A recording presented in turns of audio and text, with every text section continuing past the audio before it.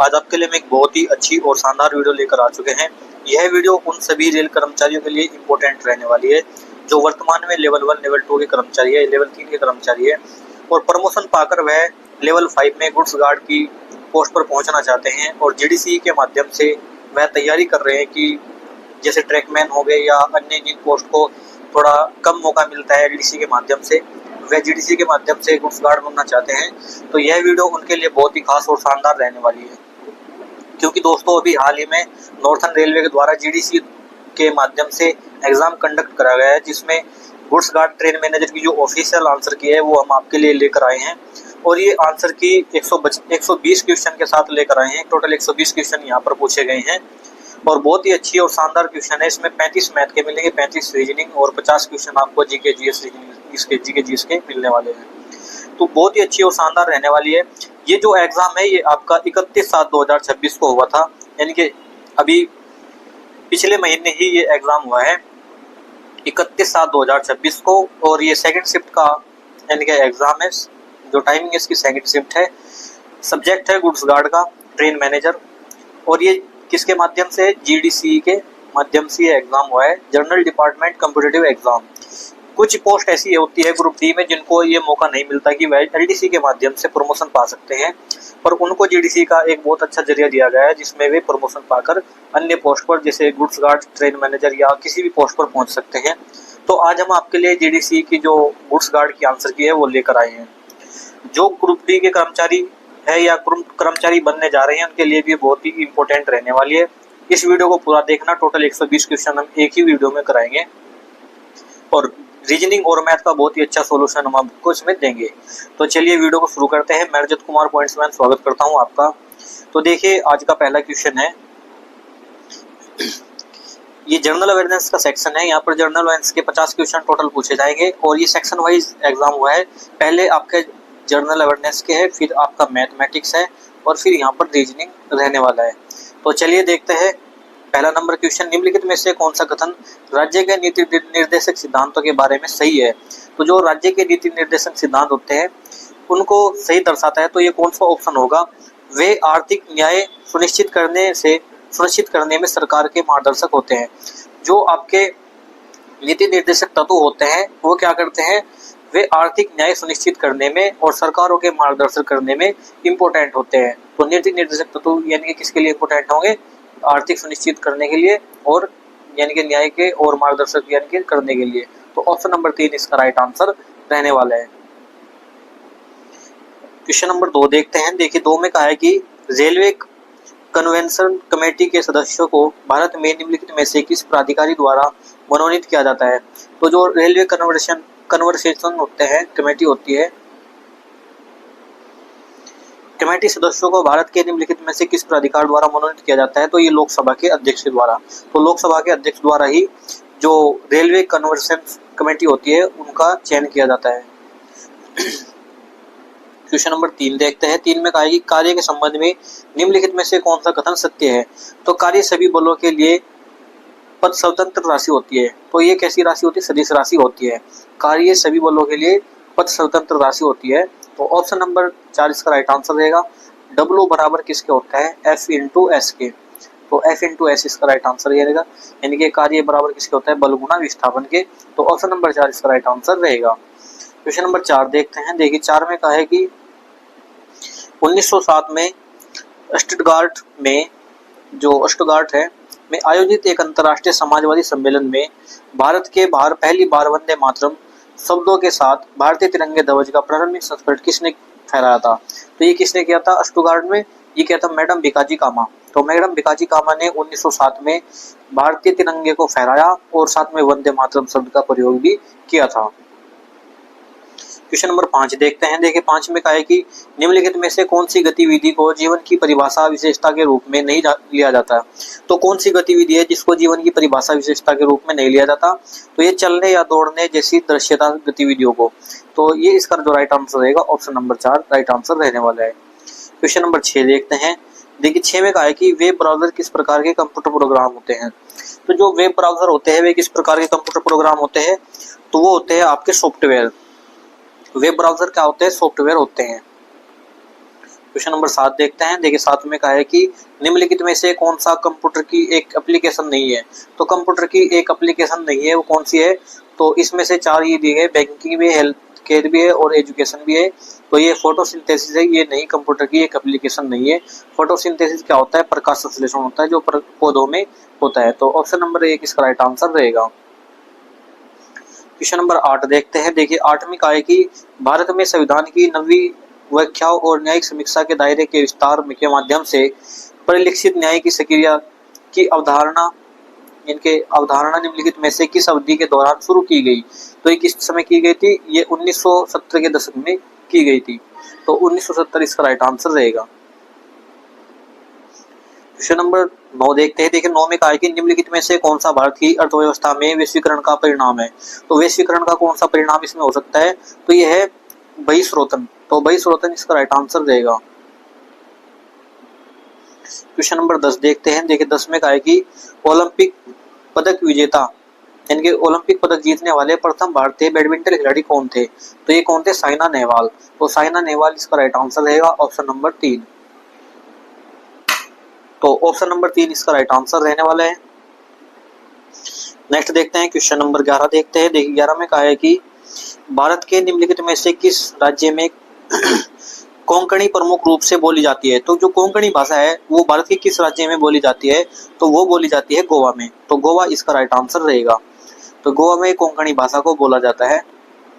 Next question देखते हैं question number 12। तो देखिए 12 में कहा है कि निम्नलिखित में से कौन सा कण द्रव्यमान संख्या में योगदान देता है? तो द्रव्यमान संख्या में कौन सा कण योगदान देता है? तो ए बराबर किसके होता है? P प्लस एन के। तो ए बराबर P प्लस एन के होता है, यानी कि प्रोटॉन और न्यूट्रॉन। इसका राइट आंसर देगा ऑप्शन नंबर 3। क्वेश्चन नंबर 13 देखते हैं। देखिए 13 में कहा है कि जनवरी 2026 में रेलटेल कॉर्पोरेशन ने मेडिकल कॉलेजों और अस्पतालों में एक आधुनिक अस्पताल प्रबंध सूचना प्रणाली HMIS क्रियान्वित करके किस भारतीय राज्य में स्वास्थ्य सेवाओं को डिजिटल बनाने के लिए परियोजना शुरू की? तो ये किसमें? असम में। तो असम इसका राइट आंसर रहेगा, जिसमें HMIS का, यानी कि जो HMIS सिस्टम है उसका प्रयोग किया गया है। क्वेश्चन नंबर 14 देखते हैं। देखिए 14 में कहा है कि हड़प्पा संस्कृति में किस देवी की पूजा की जाती थी? तो कौन सी देवी जो कुल देवी थी जिसकी पूजा की जाती थी? तो वो थी मार्त देवी। तो मार्त देवी की यहाँ पर पूजा की जाती थी। क्वेश्चन नंबर 15 देखते हैं। देखिए 15 में कहा है कि निम्नलिखित में से किस एथलीट ने 15 सितंबर को वर्ल्ड एथलीट चैंपियनशिप टोक्यो 2025 में महिलाओं की 100 मीटर बाधा दौड़ में स्वर्ण पदक जीता? तो किसने जीता है 100 मीटर बाधा दौड़ में? तो ये जीता है दिताजी कामुडुई जी। तो इसका जो राइट आंसर रहेगा ऑप्शन नंबर 2। क्वेश्चन नंबर 16 देखते हैं। देखिए 16 में कहा है कि कौन सी बेसिक वैश्विक जात जैव विविधता के 10% से अधिक का निवास स्थल है, जिसमें कई ऐसी प्रजातियां शामिल है जो विश्व में कहीं और नहीं पाई जाती? तो ये कौन सी है? Amazon basin. तो अमेजन बेसिन में कुछ ऐसी 10% निवास करती है जो जैव विविधता होती है, जो अन्य कहीं और प्रजातियां नहीं पाई जाती, अन्य किसी और जो बेसिन है वहां पर नहीं पाई जाती। क्वेश्चन नंबर 17 देखते हैं। देखिए 17 में कहा है कि निम्नलिखित में से कौन सा एक समान गति से गतिमान पिंड के लिए दूरी समय ग्राफ के विषय में सही नहीं है? तो कौन सा नहीं है? देखिए दूरी समय ग्राफ की प्रवणता पिंड की त्वरण होती है। तो जो वेग यानी कि दूरी समय ग्राफ होता है उसमें त्वरण भी निकलता है, बिल्कुल सही निकलता है। ग्राफ की प्रवणता जितनी कम होगी पिंड उतनी धीमी गति से आगे बढ़ेगा। तो जितनी प्रवणता कम होगी, जिनका ढलान कम होगा, क्या उतनी उसकी जो पिंड की गति है वो धीमी होगी? तो ये गलत है। ग्राफ का क्षेत्रफल पिंड की चाल प्रदान करता है, बिल्कुल सही है। तो 1 और 3 इसका राइट आंसर रहेगा ऑप्शन नंबर 4 में। क्वेश्चन नंबर 18 देखते हैं। देखिए 18 में कहा है कि 2025 में रक्षा अनुसंधान एवं विकास संगठन DRDO ने प्रौद्योगिकी विकास निधि TDF योजना के तहत तीनों सेवाओं को स्वदेशी रूप से विकसित कितनी प्रौद्योगिकियां सौंपी गई है? तो ये कितनी है? 7। तो 7 इसका राइट आंसर रहेगा।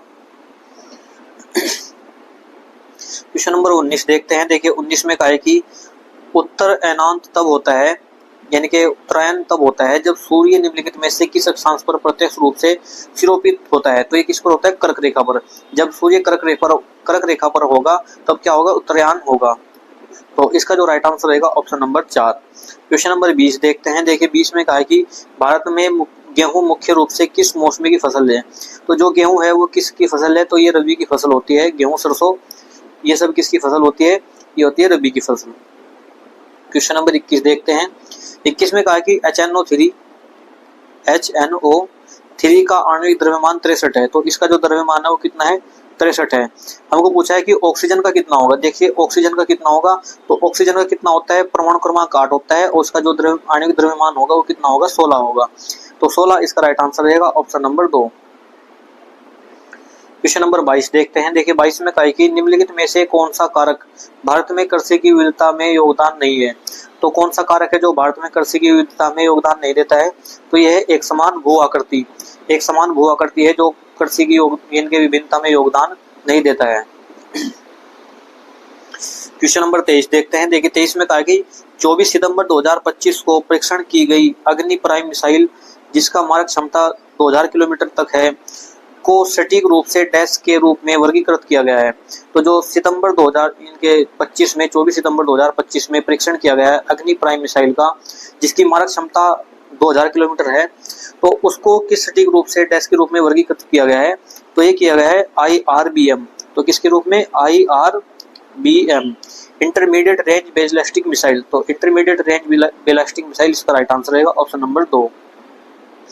क्वेश्चन नंबर 24 देखते हैं। देखिए 24 में कहा है कि निम्नलिखित में से कौन सी इंटरनेट एक्सेस तकनीकी एन्क्रिप्टेड कम्युनिकेशन प्रदान करती है और यूजर्स को इंटरनेट पर प्राइवेट नेटवर्क्स को सुरक्षित रूप से एक्सेस करने की सुविधा प्रदान करती है? तो ये कौन सी होती है? VPN।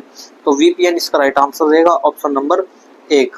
तो ऑप्शन नंबर 1 इसका राइट आंसर रहने वाला है। क्वेश्चन नंबर 25 देखते हैं। देखिए 25 में कहा है कि 1857 के सैन्य विद्रोह के प्रत्युत्तर में अंग्रेजों द्वारा प्रत्यक्ष रूप में कौन सा प्रशासनिक परिवर्तन लागू किया गया था जो शासन संचालन में बदलाव का प्रतीक था? तो ये कौन सा सत्ता का कंपनी में क्राउन को हस्तांतरण, जो सत्ता थी वो कंपनी से किस में चली गई? क्राउन के हाथों में चली गई थी। क्वेश्चन नंबर 26 देखते हैं। देखिए 26 में कहा है कि भारत में कम वर्षा के स्थान यानी कि 7 प्रशांत महासागर में समुद्र पृष्ठ तापों में वृद्धि निम्नलिखित में से किस घटना से संबंधित है? तो ये किस में है? ये एल नीनो से संबंधित। तो एल नीनो इसका राइट आंसर रहेगा, जो प्रत्येक 11 वर्ष में होते हैं।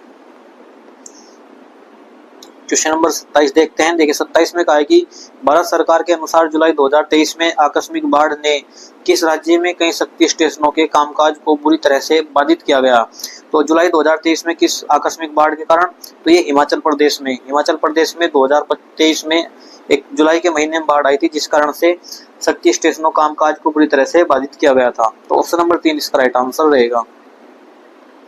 क्वेश्चन नंबर 28 देखते हैं। देखिए 28 में कहा कि इंडो ग्रीक द्वारा सिक्का निर्माण की कौन सी तकनीकी का प्रयोग किया गया था? जो इंडो ग्रीक थे उनके द्वारा सिक्का निर्माण की कौन सी प्रणाली का उपयोग किया गया था?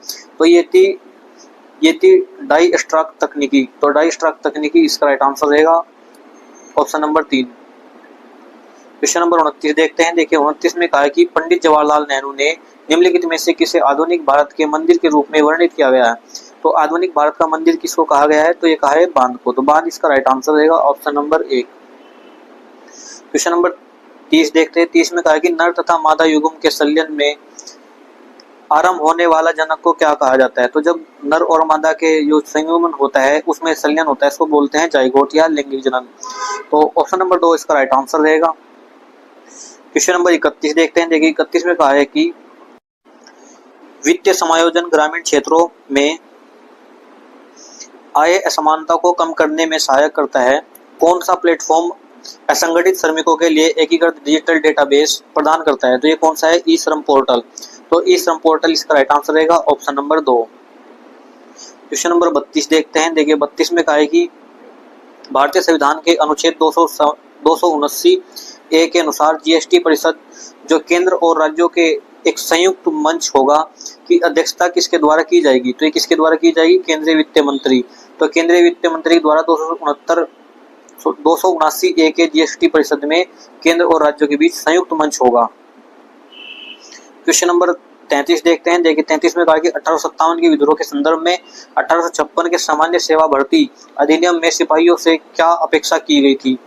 तो कुछ सिपाहियों के धार्मिक विश्वासों का उल्लंघन करते हुए अनिवार्य विदेशी सेवा। तो ऑप्शन नंबर 2 इसका राइट आंसर रहेगा।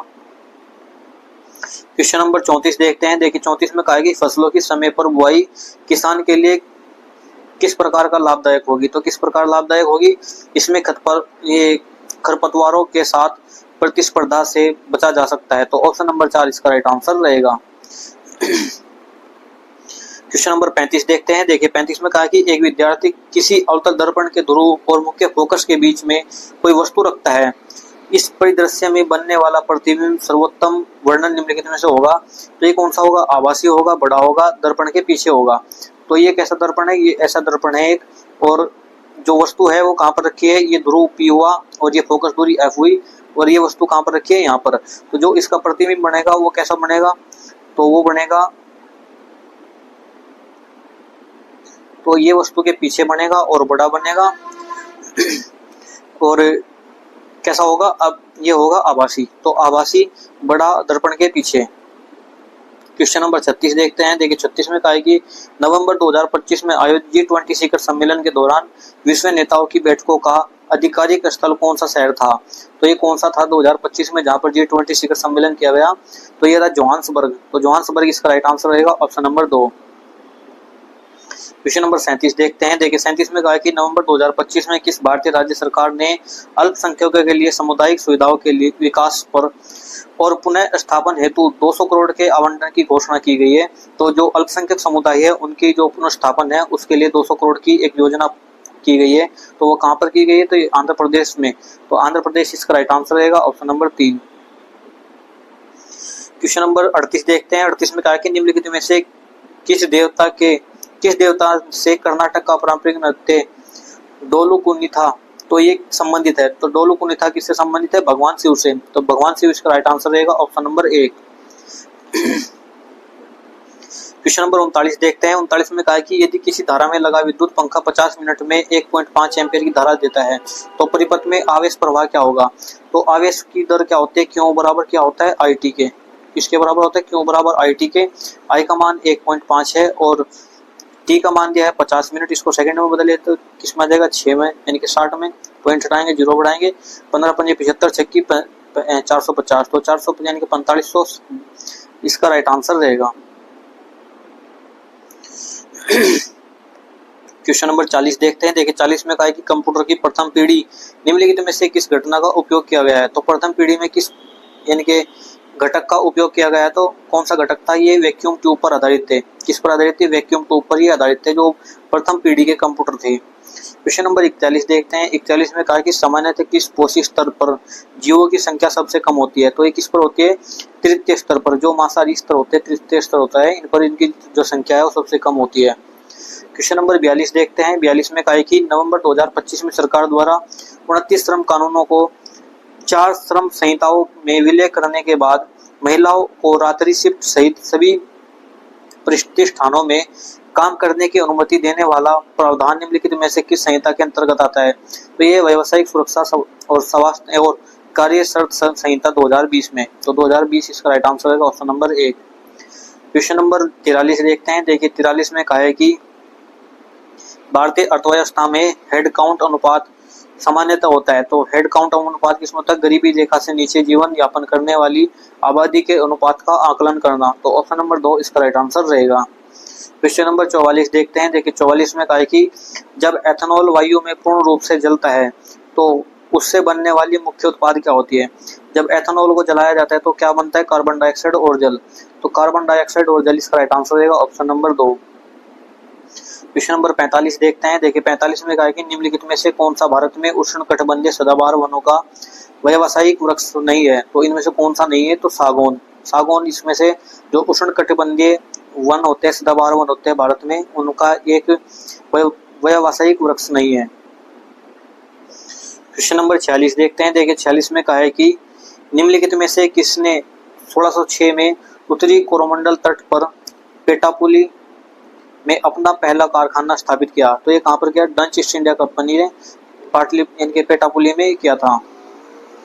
क्वेश्चन नंबर 47 देखते हैं। देखिए 47 में कहा कि निम्नलिखित में से किस वर्ष में भारतीय संसद द्वारा नागरिकता अधिनियम पारित किया गया। तो संसद में कब ये भारतीय नागरिकता अधिनियम जारी किया गया था, पारित किया गया था। तो ये किया गया था 1955 इसका राइट आंसर रहेगा। क्वेश्चन नंबर 48 देखते हैं। देखिए 48 में कहा है कि भारत में चुनाव संचालन के दौरान किस निर्वाचन क्षेत्र के सभी मतदान केंद्रों की निगरानी करने और अंतिम चुनाव परिणाम की आधिकारिक घोषणा करने के लिए कौन प्राधिकारी उत्तरदायी होता है? तो ये कौन होता है? निर्वाचन अधिकारी। तो जो उस क्षेत्र का निर्वाचन अधिकारी होता है वो उसका घोषणाकर्ता और आधिकारिक घोषणा करने वाला अधिकारी होता है। तो ऑप्शन नंबर 2 इसका राइट आंसर रहेगा।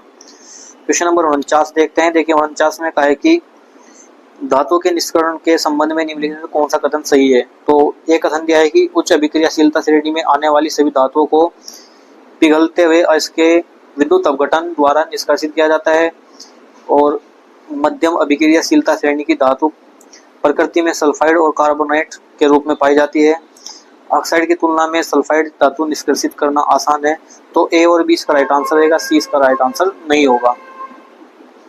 क्वेश्चन नंबर 50 देखते हैं। देखिए 50 में है जो कि जीके का लास्ट क्वेश्चन है। भारत सरकार के सूक्ष्म लघु और मध्यम उद्यम मंत्रालय एमएसएमई ने 18 से 31 जनवरी 2026 तक दिल्ली हाट INA नई दिल्ली में हाट 2026 का आयोजन किया। यह निम्नलिखित में से किस योजना के अंतर्गत कारीगर और शिल्पकारों को केंद्रीय एक प्रदर्शनी थी? तो ये किसकी थी? प्रधानमंत्री विश्वकर्मा योजना। तो प्रधानमंत्री विश्वकर्मा योजना के तहत ये किया गया था। अब देखते हैं सेक्शन नंबर 2 जिसमें मैथमेटिक्स से संबंधित क्वेश्चन पूछे जाएंगे, और ये जो क्वेश्चन रहने वाले हैं मैथमेटिक्स के, ये टोटल 35 क्वेश्चन रहेंगे। कितने रहेंगे? 35 क्वेश्चन रहने वाले हैं। तो चलिए देखते हैं 35 क्वेश्चनों को। क्वेश्चन नंबर 51 है। इसमें कहा है कि उस गोले का पृष्ठीय क्षेत्रफल ज्ञात कीजिए जिसका व्यास 32 है। तो व्यास 32 है तो त्रिज्या कितनी हो जाएगी? तो त्रिज्या आ जाएगी यहाँ से 16, और गोले का पृष्ठीय क्षेत्रफल निकालना है तो पृष्ठीय क्षेत्रफल क्या होता है? 4 पाई r स्क्वायर। तो 4 पाई जो का तू रखना है क्योंकि पाई में ही सारे आंसर है, और r का मान कितना है? तो r का मान है 16, 16 का स्क्वायर। तो ये 4 पाई 16 का कितना हो जाएगा? 256 आ जाएगा, और 4 छक्के 24 आ जाएगा, 4 पंजे 20, 20 और 2 कितना जाएगा? 22 आ जाएगा, और 4 दूनी 8 और 2 10। तो 1024 पाई इसका राइट आंसर रहेगा। तो 1024 पाई राइट आंसर रहेगा, ऑप्शन नंबर 1।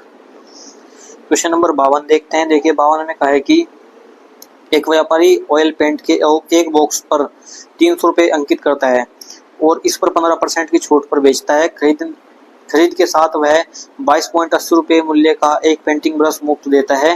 यदि व्यापारी को फिर भी 8% का लाभ होता है तो ऑयल पेंट बॉक्स का क्रय मूल्य कितना होगा? तो देखिए इसका मार्क प्राइस था वो कितना था? तो ये था 300 रुपये। कितना था? 300 रुपये। इसने इस पर 15% की छूट दी है तो ये कितना है? 85% के बराबर होगा। तो काटते हैं, 3 पंजे 15 और 3 अट्ठे 24 और 1 25, कितना हुआ? 255 हुआ। फिर इसने 22.80 रुपये मूल्य का एक पेंटिंग ब्रश मुफ्त दिया है तो ये क्या करेंगे? इसमें से 22.8 को माइनस कर देंगे। क्या करेंगे? 22.8 को माइनस कर देंगे तो ये कितना बचेगा? यहाँ पर 2 बचा और 2 बचा, और ये कितना बचा? यहाँ पर 4 में से 2 गया 2, और 5 में से 2 गया 3, और ये 232। तो ये 232 है, ये आया हमारे पास सेलिंग प्राइस, और इस पर भी 8% का लाभ होता है। तब भी इस पर इनके 232 में बेचने के बाद भी इसको 8% का लाभ होता है। तो कॉस्ट प्राइस पर लाभ कितना हुआ है? 8% का। तो 108 बराबर किसके होगा? ये होगा 232.2 के। तो काटते हैं इसको, ये कितना आ जाएगा? तो 108 से काटते हैं तो 108 दूनी कितना हो जाएगा? 216। कितना हुआ? 216। 108 कम 8 और 108 पंजे, क्योंकि 2 जीरो उधर चली गई तो ये 215 आ जाएगा। तो कॉस्ट प्राइस कितना है इसका? 215। यही हमको पूछा था और यही इसका राइट आंसर रहेगा, ऑप्शन नंबर 4। क्वेश्चन नंबर 53 देखते हैं। देखिए 53 में कहा है कि 2 उम्मीदवारों के बीच हुए एक चुनाव में एक उम्मीदवार को कुल मतों में से 60% मत प्राप्त हुए हैं और वह 1600 मतों के अंतर से जीत जाता है। शेष मत दूसरे उम्मीदवार को प्राप्त होते हैं। डाले गए मतों की संख्या कितनी होगी? तो देखिए ये पहला कैंडिडेट था और ये दूसरा कैंडिडेट है। पहले कैंडिडेट को 60% वोट मिले, दूसरे को कितने मिले? 40%, क्योंकि टोटल 100% वोट होते हैं। अब ये जो जीता है ये 1600 वोटर से जीता है। अब इनका अंतर कितना हुआ? तो इनका अंतर हुआ 20% के बराबर। तो 20% बराबर किसके है? 1600 के। तो 2 से काटेंगे, 2 अट्ठे 16, ये कितना आएगा? 8000। तो 8000 इसका राइट आंसर रहेगा, ऑप्शन नंबर 2। क्वेश्चन नंबर 54 देखते हैं। देखिए 54 में कहा है कि यदि 120 और P का मध्यानुपाती 70 और 18 का मध्यानुपाती का 4 गुना है तो P का मान क्या होगा? तो देखिए इसने कहा है कि 120 और P इनका जो मध्यानुपाती है वो 70 और 18 के जो मध्यानुपाती है उसका क्या है 4 गुना है। तो हमको p का मान बताना है।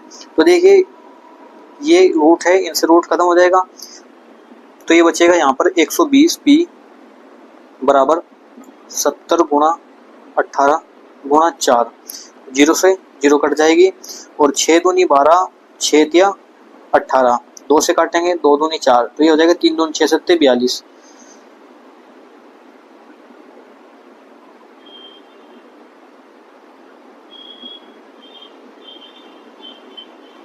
एक सेकेंड, 120 p 70 गुणा 18,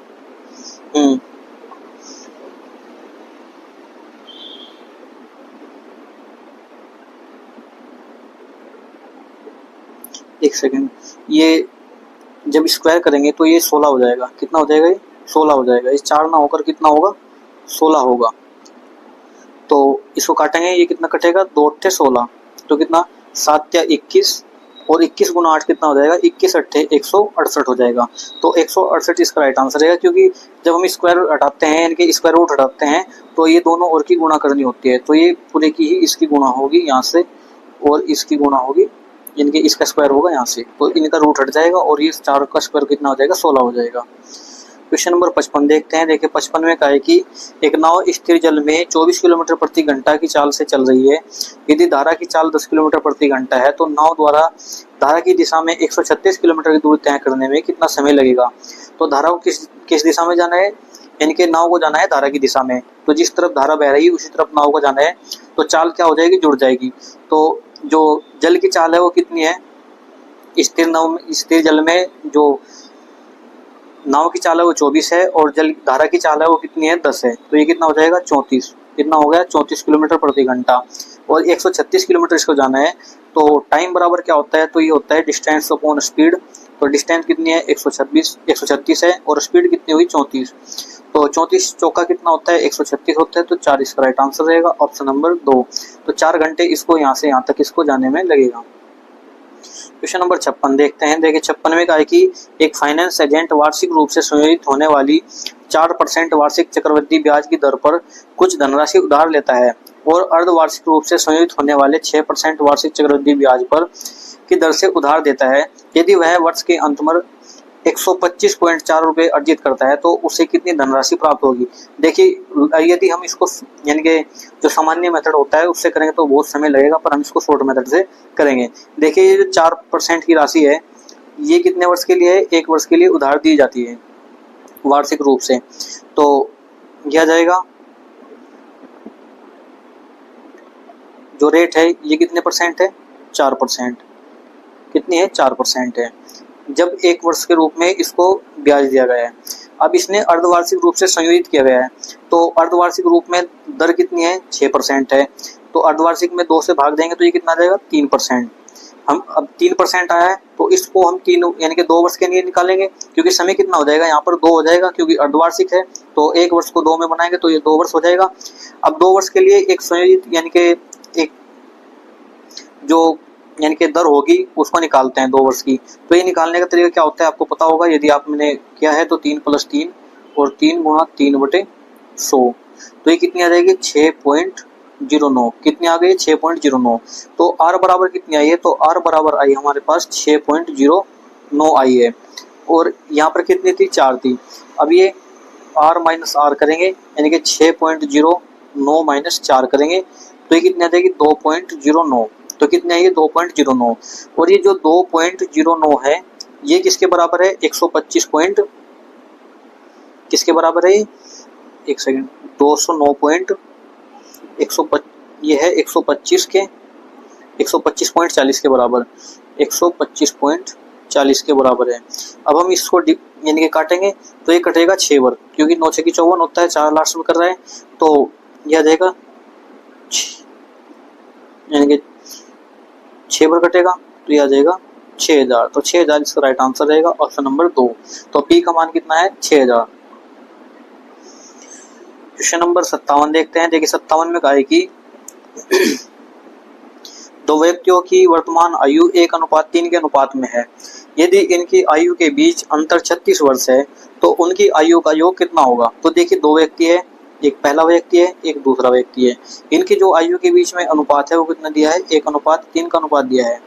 यदि आयु के बीच में अंतर 36 वर्ष का है तो इनकी आयु का योग क्या होगा, तो देखिए यही अंतर इनकी आयु के बराबर होगा। तो अंतर कितने का है, 2 का, और 2 बराबर किसके है, ये दिया है 36 वर्ष के, तो 1 बराबर किसके होगा, 18 के। 1 बराबर किसका है, 18 के। हमको पूछा है कि इनका योग कितना होगा, तो एक यानी कि 1 है और एक 3 है, तो कितना होगा 4, और 4 गुना 18 कितना होगा, तो ये आ जाएगा 72। तो 72 इसका राइट आंसर रहेगा, ऑप्शन नंबर 4। क्वेश्चन नंबर 58 देखते हैं। देखिए 58 में कहा है कि एक बेलन का संपूर्ण पृष्ठीय क्षेत्रफल ज्ञात कीजिए जिसके आधार का व्यास 6 है और ऊंचाई 20 है, पाई का मान 22/7 है, उसका उपयोग करते हुए तथा उसके उत्तर को दशमलव के बाद 2 स्थानों तक पूर्णांकित कीजिए। तो देखिए एक बेलन है जिसके संपूर्ण पृष्ठ का क्षेत्रफल हमको निकालना है, तो ये क्या होगा, ये होगा 2 पाई, क्या होता है formula, 2 pi R into H plus R के। अब देखिए आर का मान कितना दिया है, तो आर का मान दिया है हमको ये 6 दिया है, इसका इनके व्यास कितना है 6, तो त्रिज्या कितनी आ जाएगी, 3 आ जाएगी, और ऊंचाई कितनी दी है, तो ऊंचाई दी है यहाँ पर 20। तो रखते हैं फॉर्मूले में, तो 2 गुणा 22/7 गुणा एच का मान कितना है 20 है, और इसका मान कितना हो जाएगा 20 और 23 हो जाएगा। तो ये 22 दूनी 44 और गुणा 23 डिवाइड बाय 7। तो देखिए 23 चौका कितना होता है 92, 2 और 23 चौके 92 और 2 कितने, 92 और 9 कितना हुआ, तो 92 और 9 हुआ 101। जब हम इसको 7 से भाग देंगे तो ये आ जाएगा 7, यानी कि एक second, 2 pi R into H plus R. तो इसको जब हम डिवाइड करेंगे तो ये कितना आएगा 433.71। इसको डिवाइड करने के बाद कितना है 433.71। इसका ऑप्शन नंबर 3 इसका राइट आंसर रहेगा। नेक्स्ट देखते हैं क्वेश्चन नंबर 59। देखिए 59 में कहा है कि एक कक्षा में प्रतिदिन अनुपस्थित रहने वाले विद्यार्थियों की संख्या 120 दिनों तक दर्ज की गई और जानकारी निम्नलिखित बारंबारता सारणी में दी गई है। प्रतिदिन अनुपस्थित रहने वाले विद्यार्थियों की औसत संख्या ज्ञात करनी है। तो देखिए बारंबारता पर आधारित इसका समांतर माध्य निकालना है, तो हमको करना क्या होगा, इनकी गुणा करनी होगी। और फॉर्मूला क्या होता है कि इसको f मानते हैं और इसको x मानते हैं। तो ये फॉर्मूला क्या होगा इसका, इनके औसत बराबर यानी समांतर माध्य बराबर m बराबर sigma fx upon sigma x के। तो ये फॉर्मूला होता है। तो देखिए सबसे पहले करेंगे इसकी गुणा इसमें करेंगे, 0 गुणा 1 में करेंगे तो 0 आएगा, यहाँ पर करेंगे तो 4 एकम 4 आएगा, इसकी करेंगे तो ये कितना आएगा 20 आएगा, और इसकी करेंगे तो 5 या 15 150 आएगा, और 34 की इसमें करेंगे तो 4 दूनी 8 और 4 या 12, ये कितना 128 आया, 15 पंजे 75 और 6 चौक 24 और 7 दूनी 14। अब इनको जोड़ते हैं क्योंकि सिग्मा एफ निकालना, तो 4 और 8 12, 12 5 17, 17 और 8 कितना हो गया, तो 17 और 8 हुआ 25, 2 लगे तो 2 और 2 4 और 5 9 और 2 11 और 7 18 और 18 और 3 कितना हुआ 21, 2 2 और 2 4। हमको डिवाइड करना किससे है, इनके सिग्मा एफ का मान कितना है हमारे पास 415। तो यहाँ पर रखेंगे 415 अपॉन 120। तो 415 अपॉन 120 रखेंगे तो ये कितना कटेगा, यानी कि 4 तिया 12 तिया 36, कितना बचा यहाँ पर, तो ये बचेगा 5 और 4 तिया इनके 12 तिया 36 और 12 दूनी इनके ये 12 पंजे 60, 12 पंजे 60, 12 दूनी 24, तो ये 3.525 कितना आएगा 3.525। ऑप्शन नंबर 3 इसका राइट आंसर रहेगा। क्वेश्चन नंबर 60 देखते हैं। देखिए 60 में कहा है कि यदि 14 सेंटीमीटर भुजा वाले एक ठोस घन को समान आयतन वाले 8 छोटे घनों में काटा जाता है तो छोटे घन की भुजा कितनी होगी। तो देखिए जो घन है तो घन का हमको आयतन और मानी के बड़े घन का आयतन बराबर करना है छोटे घनों के आयतन के। तो बड़े घन का आयतन a की क्यूब और छोटे घन का आयतन a क्यूब और कितने छोटे कितने करने इसको 8 में। तो ये कितना है 14 गुणा 14 गुणा 14 बराबर a क्यूब निकालना है और ये आ जाएगा 8 को 2 से काटेंगे 7 बार, 2 से काटेंगे 4 बार, 2 से काटेंगे 7 बार और 2 से काटेंगे 2 बार, फिर 2 से काट देंगे 7 बार। तो ये यानी कि 3 का क्यूब यानी कि 3 का पेड़ बन रहा है। तो a क्यूब बराबर कितना आ जाएगा। तो a क्यूब बराबर है 7 की घात 3 और a बराबर किसके आ जाएगा 7 के। तो हमको छोटे घन की भुजाएं बतानी थी, वो कितनी आई है हमारे पास 7 आई है। तो 7 इसका राइट आंसर रहेगा। क्वेश्चन नंबर 61 देखते हैं। देखिए 61 भी बहुत अच्छा और शानदार क्वेश्चन है कि एक सामान्य एक टंकी को 12 घंटे में भर सकता है। टंकी के तल में रिसाव होने के कारण अब उससे टंकी को भरने में 30 मिनट अधिक लगते हैं। रिसाव के कारण भरी हुई टंकी को खाली करने में कितना समय लगेगा। तो देखिए एक पाइप ए है और एक रिसाव पाइप क्या है बी है। अब ए तो भरता है इसको 2 घंटे में और जब इसमें रिसाव होता है तो उसके कारण इसको भरने में कितना समय लगता है। तो इसको 30 मिनट अधिक लगते हैं। तो अब इसको कितना लगेगा। तो 2.5 समय लगेगा। 2.5 यानी कि आधा घंटा फालतू लगेगा इसको। तो 2.5 लगेगा। एलसीएम कितना आ जाएगा। तो एलसीएम 2 और 2.5 का कितना आ गया 10 आ गया। तो 2 पंच है और 2.5 चौका 10 होता है। ठीक है, हमको निकालना है कि रिसाव के कारण भरी हुई टंकी को खाली होने में कितना समय लगेगा। तो इनके अंतर कितना हुआ। तो ये कितना हुआ इनके बी का मान यहाँ से आ जाएगा 1 आ जाएगा। कितना आ गया 1 आ गया। तो ये जो खाली करने वाला है रिसाव करने वाला है ये इसको कितने समय में खाली कर देगा। तो 10/1 बराबर किसके आ जाएगा 10 के। तो 10 घंटे इसका राइट आंसर रहेगा ऑप्शन नंबर 3। ऑप्शन नंबर 3 इसका राइट आंसर रहने वाला है। क्वेश्चन नंबर 62 देखते हैं। देखिए 62 में कहा है कि 2 ट्रेनें एक ही स्टेशन से एक ही समय पर विपरीत दिशाओं में क्रमशः 45। चलिए क्वेश्चन नंबर 62 देखते हैं। देखिए 62 में कहा कि 2 ट्रेनें एक ही स्टेशन से एक ही समय पर विपरीत दिशाओं में क्रमशः 45 किलोमीटर और 55 किलोमीटर प्रति घंटा की चाल से चलना शुरू करती है। 3 घंटे बाद वह 400 किलोमीटर दूर में हो। तो धीमी चाल वाली ट्रेन द्वारा तय की गई दूरी और तेज चाल वाली ट्रेन के द्वारा तय की गई दूरी के बीच में अंतर कितने का होगा। तो देखिए इनके बीच में अंतर हमको बताना है। तो इनकी चालों के बीच में अंतर इनके योग कितना होगा। देखिए तो v1 प्लस v2 ये कितना हुआ 45 और 55। तो ये तो हुआ 100 किलोमीटर प्रति घंटा। ये विपरीत दिशा में। अब इनके बीच अंतर है क्योंकि ये अलग अलग दिशाओं में जा रही है एक ही स्टेशन से। तो ये 55 माइनस 45 कितना आ जाएगा 10 आ जाएगा। दूरी कितनी चलनी है इनके बीच इनको चलनी है 400 किलोमीटर अपॉन 10। तो ये कितना आ जाएगा 40 किलोमीटर इनके बीच में अंतर होगा। तो 40 किलोमीटर का इनके बीच में अंतर रहने वाला है। नेक्स्ट क्वेश्चन देखते हैं। क्वेश्चन नंबर 63 में कहा कि निम्नलिखित को सरल कीजिए। तो ये दिया गया है कोस 75 डिग्री साइन 75 यानी कि sine 15 degree plus sine 12 degree upon cos 78 degree minus cos 18 degree plus sine 72 degree. अब देखिए इनमें से क्या करना होता है। या तो आप इसको कोस 45 यानी कि ये आपको दिया है 75 इसको बदल ले या फिर 15 को बदल ले। यहाँ पर 12 को बदल ले 78 को बदल ले, यहाँ पर 18 को या 72 को किसी को भी आप चेंज कर सकते हैं। तो ये जो हमारे पास है कोस 75 इसको हम लिख सकते हैं क्या है। तो कोस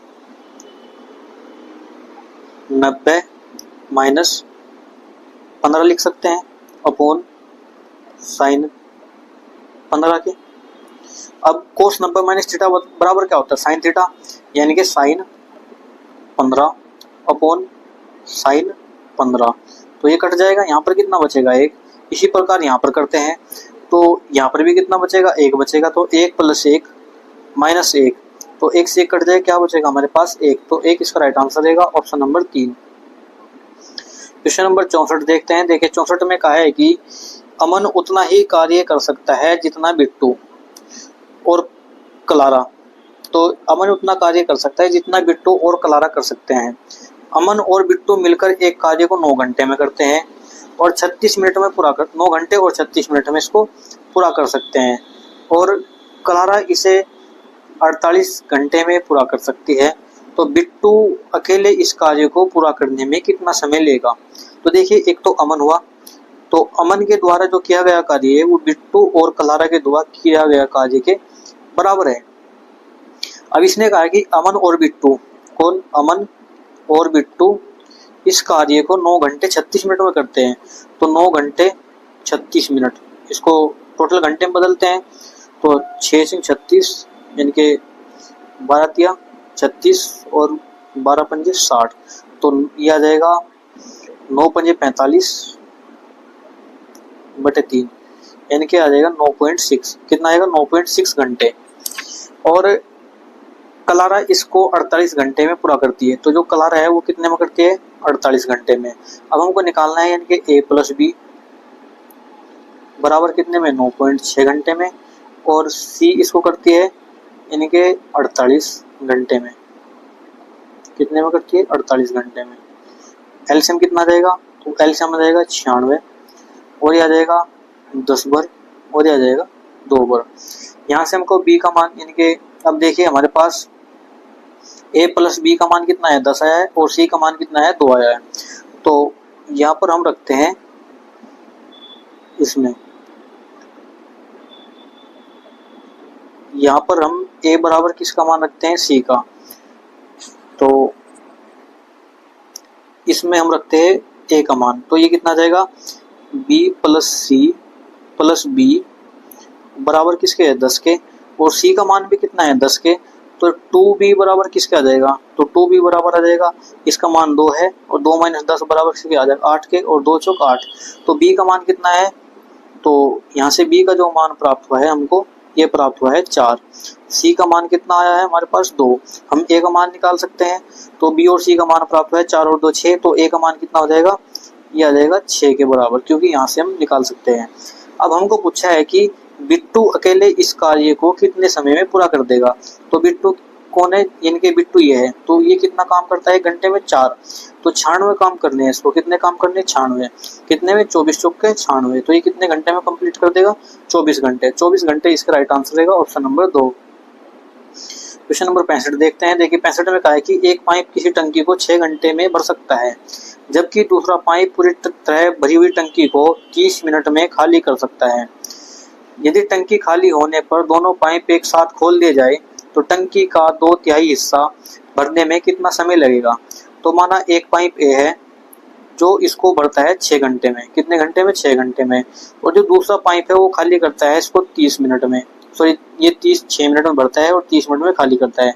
एलसीएम कितना जाएगा? तो एलसीएम आ गया 30। यहाँ से 6 पंजे 30 और 30 ही कम 30, तो इनके बीच में जो अंतर है, 1 घंटे में भरा गया जो पानी है वो कितना होगा? वो होगा 4 यूनिट। कितना होगा? 4 यूनिट।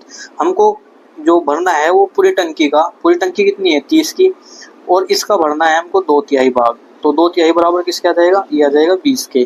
तो 20 भाग भरने में कितना समय लगेगा? तो एक भाग भरने में 4 लगता है, तो 20 भाग भरने में कितना लगेगा इसका? 4 पंजे 20, तो ये आ जाएगा 5। तो 2 इसका राइट आंसर रहेगा। 5 घंटे में यानी कि 5 मिनट में इसको भर देगा। तो ऑप्शन नंबर 2 इसका राइट आंसर रहेगा। क्वेश्चन नंबर 66 देखते हैं। देखिए बहुत ही अच्छा और शानदार क्वेश्चन है और बहुत ही अच्छा और लॉन्ग क्वेश्चन ही दिया गया है। एनटीपीसी के जिस तरह के क्वेश्चन पूछे जाते हैं, कहीं ना कहीं वहाँ पे इससे आसान क्वेश्चन हो गए, पर जीडीसीए में बहुत ही अच्छे और शानदार और कैडे क्वेश्चन पूछे गए हैं।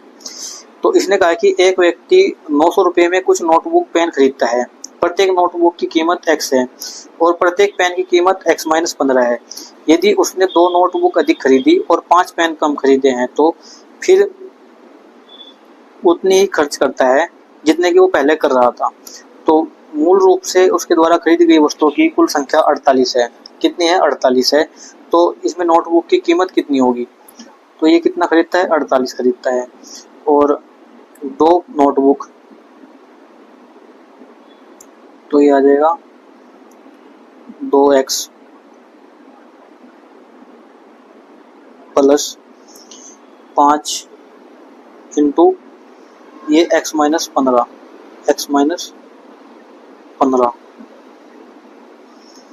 तो ये 2x प्लस 5x माइनस 15 पंजे 75 बराबर किसके आ गया 48 के। 5 और 2 7x,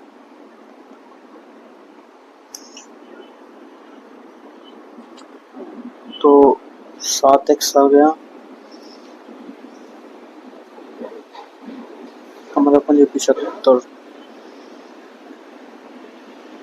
एक सेकंड देखिए, इनका जो खरीदा गया टोटल है वो यानी कि 900 रुपये में कुल यहाँ पर भी खर्च इतना ही हो रहा है और यहाँ पर भी खर्च इतना ही हो रहा है। खर्च क्या है सेम है, तो यानी कि 2x माइनस 5 वस्तु खरीदी और ये खरीदी है x माइनस 15 में और बराबर किसके है 0 के।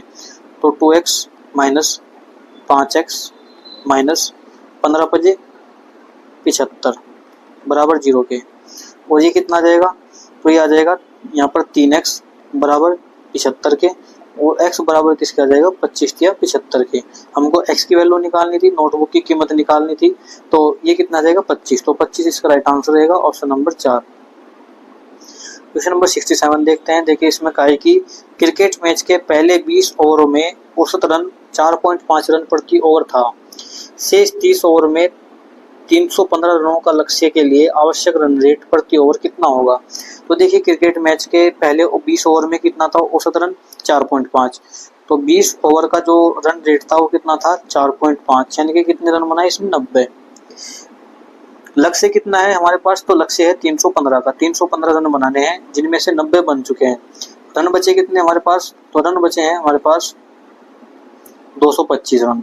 तो 225 रन बनाने के लिए हमको 30 ओवर में कितने रन बनाने होंगे, कितने रन प्रति ओवर के दर से बनाने होंगे, तो 225 अपॉन 30, तो काटेंगे 3 7 21 और 3 पंजे 15, तो 0.75 यानी कि 7.5 प्रति ओवर की दर से बनाने होंगे। क्वेश्चन नंबर 68 देखते हैं। देखिए 68 में कहा है कि किसी प्रेक्षण के माध्य और माध्यिका क्रम से 21 और 27 है, इसका बहुलक बताना है। तो बहुलक का फॉर्मूला क्या होता है, तो बहुलक बराबर होता है, बहुलक बराबर होगा 3 माध्यिका माइनस 2 माध्य। तो 3 माध्यिका कितनी है 27 है, माइनस माध्य कितना है ये है 21, तो 27 से कितना हुआ 81 और 21 दिन में कितना हुआ 42, तो 11 में से 2 गया कितना बचा 9 और यहाँ पर आ जाएगा 3, तो 39 इसका राइट आंसर रहेगा। तो बहुलक कितना होगा इसका 39 रहेगा, तो 39 इसका राइट आंसर रहेगा। क्वेश्चन नंबर 69 देखते हैं। इसमें कहा है कि 19, 50 और 32 का लघुत्तम समापवर्तक क्या होगा। तो किसका निकालना है 19, 50 और 32 का। तो देखिए 19 तो आएगा ही आएगा और यहाँ पर क्या आएगा, तो ये 50 है और ये 32 है, तो यानी कि इन दोनों में कॉमन क्या है, तो 2 कॉमन है, तो ये 2 आ गया और इसका बचा 25 और इसका क्या बचा है 16।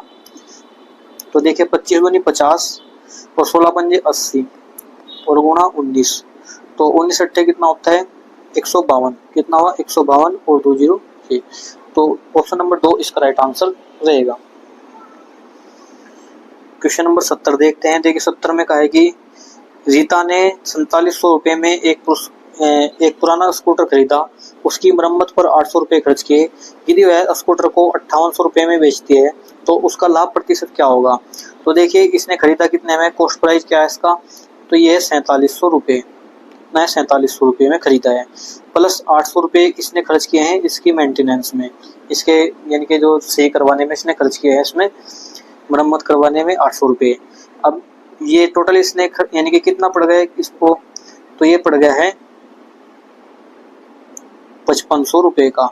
तो कितने का पड़ा है 5500 रुपये का, और बेच दिया कितने में इसने, तो ये बेच दिया है 5800 रुपये में, तो यानी कि 300 रुपये का इसको फायदा हुआ है। कितने का फायदा हुआ है 300 रुपये का, कितने पर हुआ है 5500 रुपये पर, गुणा 100 आ जाएगा।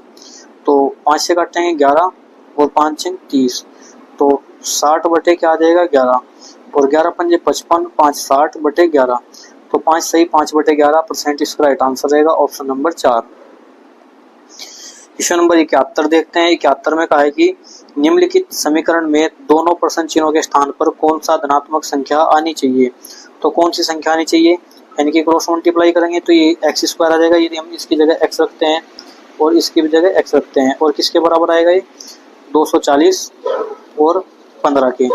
तो x बराबर यानी कि एक्स स्क्वायर निकालना है हमको, तो ये आ जाएगा, इसको क्या लिख सकते हैं हम, तो इसको लिख सकते हैं ये 2 गुणा 120 गुणा 5 गुणा 3। अब 2 गुणा 60 गुणा 3, सॉरी 60 गुणा, इसको 120 को तोड़ते हैं तो ये आ जाएगा 12 पंजे 60 होता है, यानी कि 3 गुणा 4 गुणा 5 और ये 5 गुणा 3। तो ये एक पेयर हुआ 5, एक ये और 3 और 3 का पेयर हुआ, और फिर एक ये पेयर हुआ, कौन सा, ये वाला, ये कितना हुआ 4। तो 5 या 15 चौका 60, कितना आ जाएगा 60। 60 इसका राइट आंसर रहेगा ऑप्शन नंबर 2।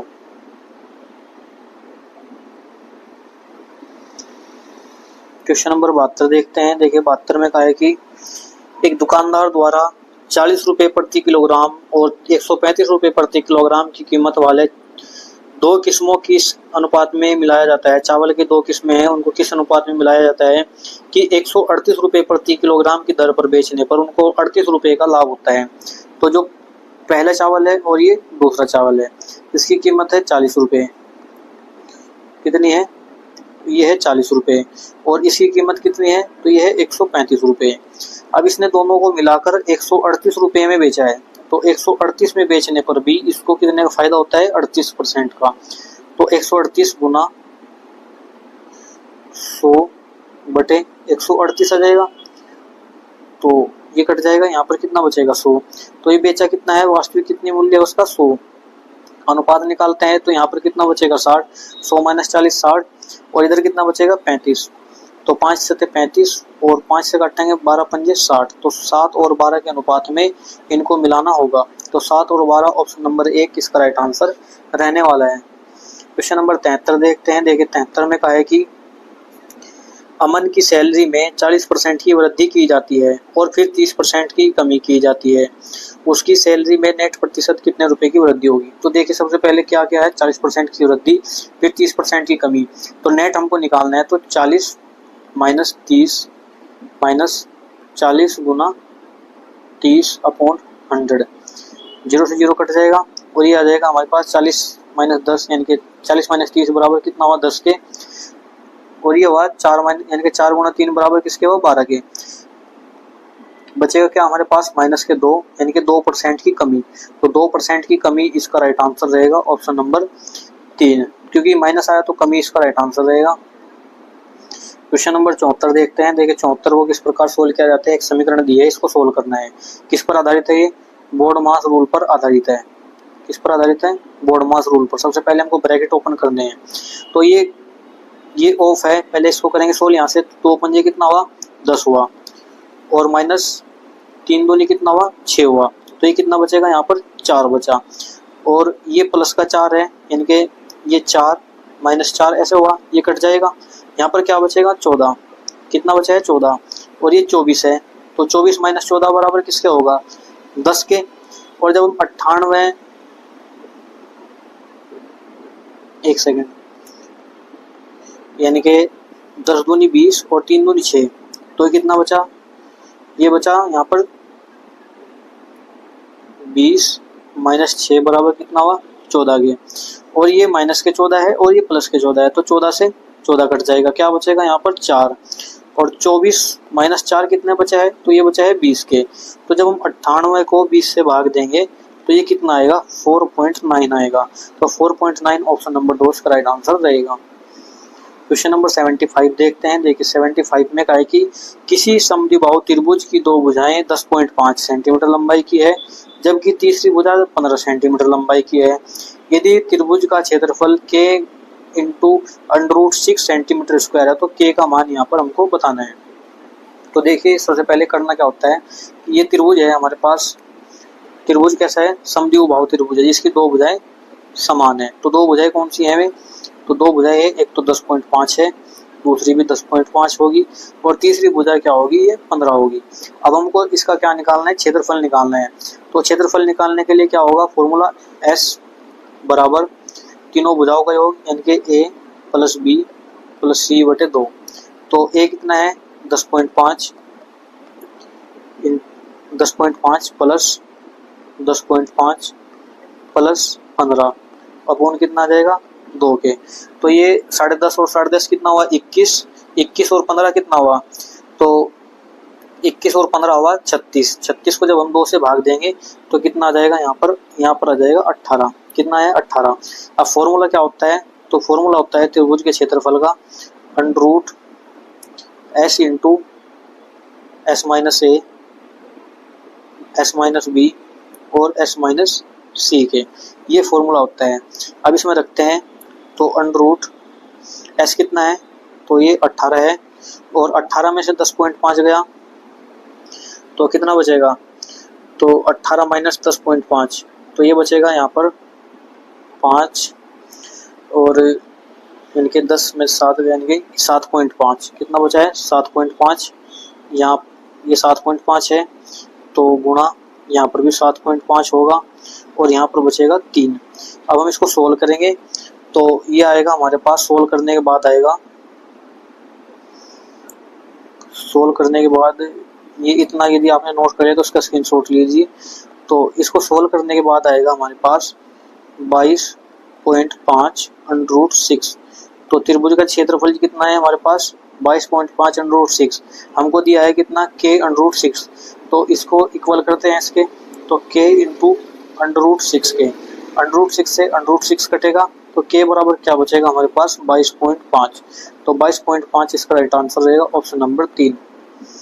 क्वेश्चन नंबर 76 देखते हैं। देखिए 76 में कहा है कि 1/1 minus sine x plus 1/1 plus sine x का मान याद करना है। तो हम यानी कि करते हैं सोल्व इसको, तो ये आ जाएगा 1 माइनस साइन और 1 प्लस साइन, ये ऊपर चल जाएगा 1 plus sine plus 1 minus sine, तो साइन से साइन कट जाएगा क्योंकि प्लस माइनस के ऊपर क्या बचेगा 2 और ये हो जाएगा 1 minus sine square theta plus 1 sine square theta बराबर किसके हो जाएगा, ये आ जाएगा साइन स्क्वायर थीटा के, और 1 माइनस साइन स्क्वायर थीटा बराबर किसके होता है कोस स्क्वायर थीटा के, तो 2 अपॉन कोस स्क्वायर थीटा, और ये क्या आ जाएगा 2 सेक स्क्वायर थीटा के, तो 2 सेक स्क्वायर थीटा इसका राइट आंसर रहेगा ऑप्शन नंबर 1।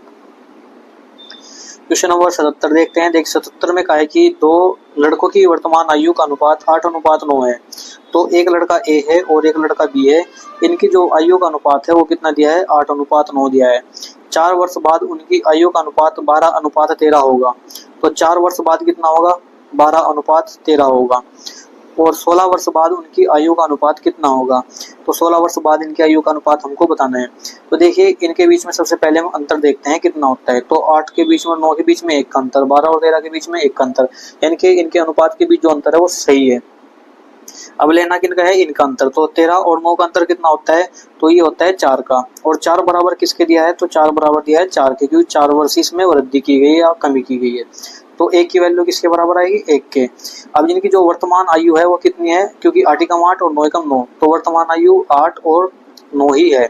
अब इसने कहा है कि 16 वर्ष बाद, कितने वर्ष बाद 16 वर्ष बाद, तो 16 इसमें जोड़ेंगे और 16 ही इसमें जोड़ेंगे, तो कितना आ जाएगा, ये 16 8 कितना हुआ, ये 24 हुआ, और ये कितना हुआ 16 9 25 हुआ, तो 24 और 25 के अनुपात इनका राइट आंसर रहेगा ऑप्शन नंबर 4।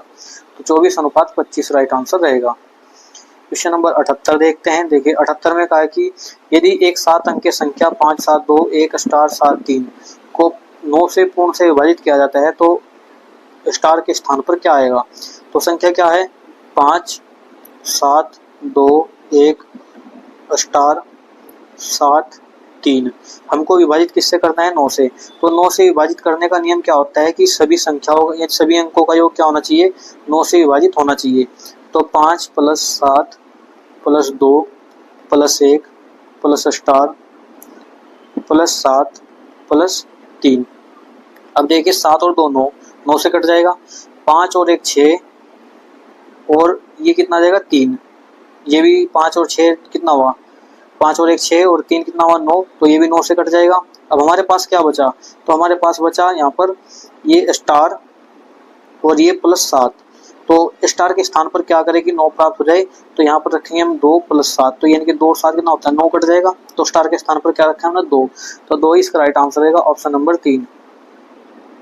क्वेश्चन नंबर 79 देखते हैं। देखिए 79 में कहा है कि दो समरूप त्रिभुजों की दो संगत भुजाओं की लंबाई का अनुपात 3:2 है। तो दो समरूप त्रिभुज है, दो समरूप त्रिभुज है।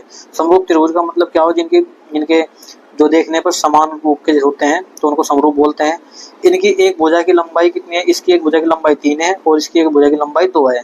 तो इनके जो क्षेत्रफल होगा उनका अनुपात क्या होगा, तो देखिए क्षेत्रफल का अनुपात हमको निकालना है, इनके त्रिभुज के क्षेत्रफल का अनुपात निकालना है। तो संगत भुजाओं का स्क्वायर, संगत भुजाओं का स्क्वायर इनके क्षेत्रफल के बराबर होगा। तो ये 3 × 9 और बटे 4, तो यानी कि 9:4 इसका राइट आंसर रहेगा। तो 9:4 इसका राइट आंसर रहेगा, ऑप्शन नंबर 1। क्वेश्चन नंबर 80 देखते हैं। देखिए 80 में कहा है कि एक विक्रेता क्रय मूल्य पर 20% की हानि पर माल बेचता है, लेकिन ग्राहक को 42% कम वजन देता है, उसका समग्र प्रतिशत लाभ हानि कितना होगा। तो ये 20% का लाभ कमाता है, यानी कि 100 रुपये की वस्तु को कितने का बेचता है, तो 20% की हानि पर यानी कि 80 रुपये का। और कहता कितने का है कि मैं 100 रुपये में यानी कि 42 की चीज यानी 42 ग्राम देता हूँ, पर 42 ग्राम वजन कम तोलता है। कितना वजन कम तोलता है, 42 ग्राम। तो देता कितना है ये, तो ये देता है 58 ग्राम वजन देता है। 100 ग्राम में से 58 ग्राम वजन देगा, ठीक है। अब इसने कहा है कि उसका लाभ प्रतिशत कितना होगा, तो इसमें लाभ प्रतिशत निकालना है। तो इनके बीच में यानी कि कितने का अंतर हुआ, तो ये 2 और ये हुआ इनके 7 × 5 2 का अंतर, और ये आ जाएगा 58 × 100 के। तो 2 से काटेंगे 11 और 2 से काटेंगे 59, तो ये आ जाएगा 1100/59। हम इसको डिवाइड करेंगे तो 9 दूनी 18 यानी कि 9 × 27, तो ये कितना चलेगा, यानी कि 37 सही, 27/29 इसका राइट आंसर रहेगा, ऑप्शन नंबर 2। क्वेश्चन नंबर 11 देखते हैं, सॉरी 81 देखते हैं। 81 में कहा है कि एक पिता और उसके पुत्र की वर्तमान आयु का योग 60 है। तो फादर और सन की जो आयु है उनका योग 60 है, और वर्तमान से 5 वर्ष पूर्व उनकी आयु के संख्या के मानों का गुणनफल कितना था, 525 था। कितना था, 525 था 5 वर्ष पहले। तो 5 वर्ष पिता की और 5 वर्ष लड़के की, कितने हुए टोटल, 10 वर्ष हुई। तो 10 वर्ष की जो आयु है ये क्या होगी, इसमें से यानी कि वर्तमान में कितना है, 60 है, और 10 वर्ष पहले कितना था, 50 थी। कितनी थी, 50 थी। तो 10 वर्ष पहले दोनों की आयु कितनी थी, 50 थी।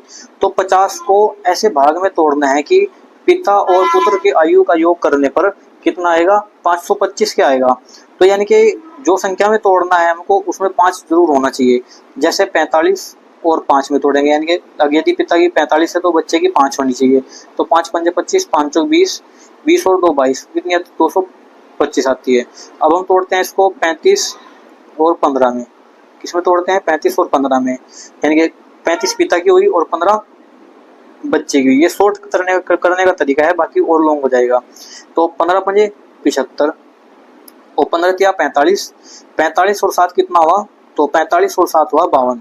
तो ये 525 आ गई हमारे पास, यानी कि जो पिता है उसकी आयु 15 वर्ष है और लड़के की आयु 5 वर्ष है। ये कब की है, अब से इनके 5 साल पहले की। अब वर्तमान की करेंगे तो ये 35 + 5, तो कितना जाएगा, 40। तो पिता की जो वर्तमान आयु है वो कितनी है, 40 वर्ष है। तो 40 इसका राइट आंसर रहेगा, ऑप्शन नंबर 3। क्वेश्चन नंबर 82 देखते हैं। देखिए 82 में कहा है कि त्रिभुज ABCD की दो माध्यिकाएं AE और CD G पर समकोण प्रतिच्छेद करती है। AE = 2 है और CD = 6 है, तो CE की लंबाई बतानी है। आप ये मुझे कमेंट करके बताना है आपने किस तरीके से सोल्व किया है और इसका राइट आंसर क्या रहेगा। क्या यही इसका राइट आंसर है, मुझे कमेंट करके बताना, नहीं तो नेक्स्ट क्वेश्चन यानी कि नेक्स्ट आंसर की मैं आपको उसको सोल्व करवा दूंगा। क्वेश्चन नंबर 83 देखते हैं। 83 में कहा है कि 28 सेंटीमीटर व्यास वाले वर्त के त्रिज्यखंड काटा जाता है। तो यदि त्रिज्या खंड का कोण 108 डिग्री हो तो इसका क्षेत्रफल ज्ञात कीजिए। तो थीटा का मान कितना दिया है हमको, तो थीटा का मान दिया है 108 डिग्री, और जो त्रिज्या दी है वो कितनी दी है, तो डायमेंशन यानी कि इसका बटे 2 यानी कि 28 बटे 2 बराबर किसका आ जाएगा 7 के, और हमको निकालना है क्षेत्रफल। तो त्रिज्या खंड का क्षेत्रफल बराबर क्या होता है, तो ये होता है थीटा बटे 360 पाई आर स्क्वायर, ये फॉर्मूला होता है। तो थीटा का मान कितना है 108 है और बटे 360 है, गुणा पाई का मान 22 बटे 7 है, और आर का मान कितना हो गया, तो आर स्क्वायर होने 749 हो गया, 7 से काटेंगे तो 7 आ जाएगा, और 22 सत्ते कितना होता है 154 होता है, और गुणा ये काटेंगे तो 36 तिया 108 हुआ, और 36 धाम 160 यानी कि 3 बटे 10 आ जाएगा। कितना आ जाएगा, 3 बटे 10 आ जाएगा। इसकी गुणा करेंगे तो आ जाएगा 3 चौक 12 और 3 पंजे 15 और 1 16, एक सेकेंड, 7 दूनी 14, 7 दूनी 14 और 1 15, 154, और 36 तिया 108 और 36 धाम यानी कि 3 चौक 12। फॉर्मूला सही है, थीटा बटे 360 पाई आर स्क्वायर, थीटा का मान 108 हुआ, 360 हुआ, पाई का मान 22 बटे 7 हुआ, पाई आर स्क्वायर, आर का मान देखिए आर का मान हमने कितना लिया है 7 लिया है, पर यहाँ पर कितना है 14 दिया गया है, तो हटाते हैं सारा। देखिए तो इसका मान यानी कि 22 बटे 7 दिया है पाई का मान, और आर का मान कितना दिया है 14 दिया है, क्योंकि ये 28 था और ये कितना आएगा 14 आएगा, तो 14 14 कितना होता है 256 होता है। 7 से काटेंगे तो 7 तिया 21 और आ जाएगा 21 और 14 14 का होता है 196, कितना होता है 196, तो 7 दूनी 14 और 17 56 कितना आ गया 28 आ गया, और ये 36 या 108 और 36 धाम में आ जाएगा 3, यानी कि 3 बटे 10 गुणा 22 गुणा 28। इसको करते हैं सोल्व, तो 3 दूनी 6 48 यानी कि लास्ट में 8 आएगा, तो ये इसमें है ऑप्शन नंबर 4 में, तो गुणा कर सकते हैं आप, इसका 184.8 आएगा, इसकी गुणा कर सकते हैं। क्वेश्चन नंबर 84 देखते हैं। 84 में कहा है कि, चलिए क्वेश्चन नंबर 84 देखते हैं। 84 में कहा है कि कितनी राशि पर 8% वार्षिक साधारण ब्याज दर पर 4 वर्ष में 480 रुपये ब्याज प्राप्त होता है, तो धनराशि क्या होगी, तो धनराशि माना P है, और कितने वर्ष में है ये 8% साधारण वार्षिक ब्याज की दर है, 4 वर्ष में कितनी हो जाती है, ये हो जाती है 480 रुपये। तो देखिए 8 छिंग 48 और 4 से काटेंगे 15 चौका 60 और ये 2 जीरो आ जाएगी, तो P का मान कितना है यहाँ से 1500, तो P का मान कितना है 1500 इसका राइट आंसर रहेगा ऑप्शन नंबर 1। क्वेश्चन नंबर 85 देखते हैं, जो कि मैथ से संबंधित लास्ट क्वेश्चन है कि 90 किलोमीटर की दूरी तय करने में R को S से 4 घंटे अधिक लगते हैं और R अपनी चाल से 3 गुना कर देता है, S 2 घंटे में करता है, तो R की मूल चाल बतानी है। तो देखिए 90 किलोमीटर की दूरी है, R को S से 4 घंटे अधिक लगते हैं, तो R को S से कितने लगते हैं 4 घंटे अधिक लगते हैं। R अपनी चाल को 3 गुना कर देता है, तो यदि R अपनी चाल को कितना कर दे 3 गुना कर दे, तो उसे S से 2 घंटे कम लगेंगे, तो S से कितने लगेंगे, इसको 2 घंटे कम लगेंगे, तो R की मूल चाल इसमें बतानी है। तो इसमें आप ऑप्शन से कर सकते हैं, ऑप्शन सबसे बेस्ट रहेगा। तो जैसे हमने ये इसका ऑप्शन दिया है 90, सो इनके 10 दिया है ऑप्शन नंबर 3, तो माना R की वास्तविक चाल कितनी है 10 है, ठीक है, तो ये आ जाएगा 10 9 90 9 घंटे में, और S करता है S को R से यानी कि R को S से 9 घंटे अधिक लगते हैं, तो R को किससे लगते हैं S से 9 घंटे अधिक लगते हैं, तो S को कितने लगेंगे, S को लगेंगे यहाँ पर 5 घंटे, कितने लगेंगे 5 घंटे। यदि R अपनी चाल को 3 गुना कर दे, यानी कि R कितनी कर दे 30 कर दे, और 90 को, तो 30 दिया 90, इसको कितनी, इसकी चाल कितनी होगी 3 किलोमीटर होगी, जो S से 2 घंटे कम लेगा, S से कितने लेगा 2 घंटे कम लेगा, ठीक है, तो ये किससे कम लेगा 2 घंटे कम लेगा, 18 पंजे 90, ठीक है, तो इसका जो ये राइट आंसर रहेगा ऑप्शन नंबर 3, आप इसको ऑप्शन से कर सकते हैं।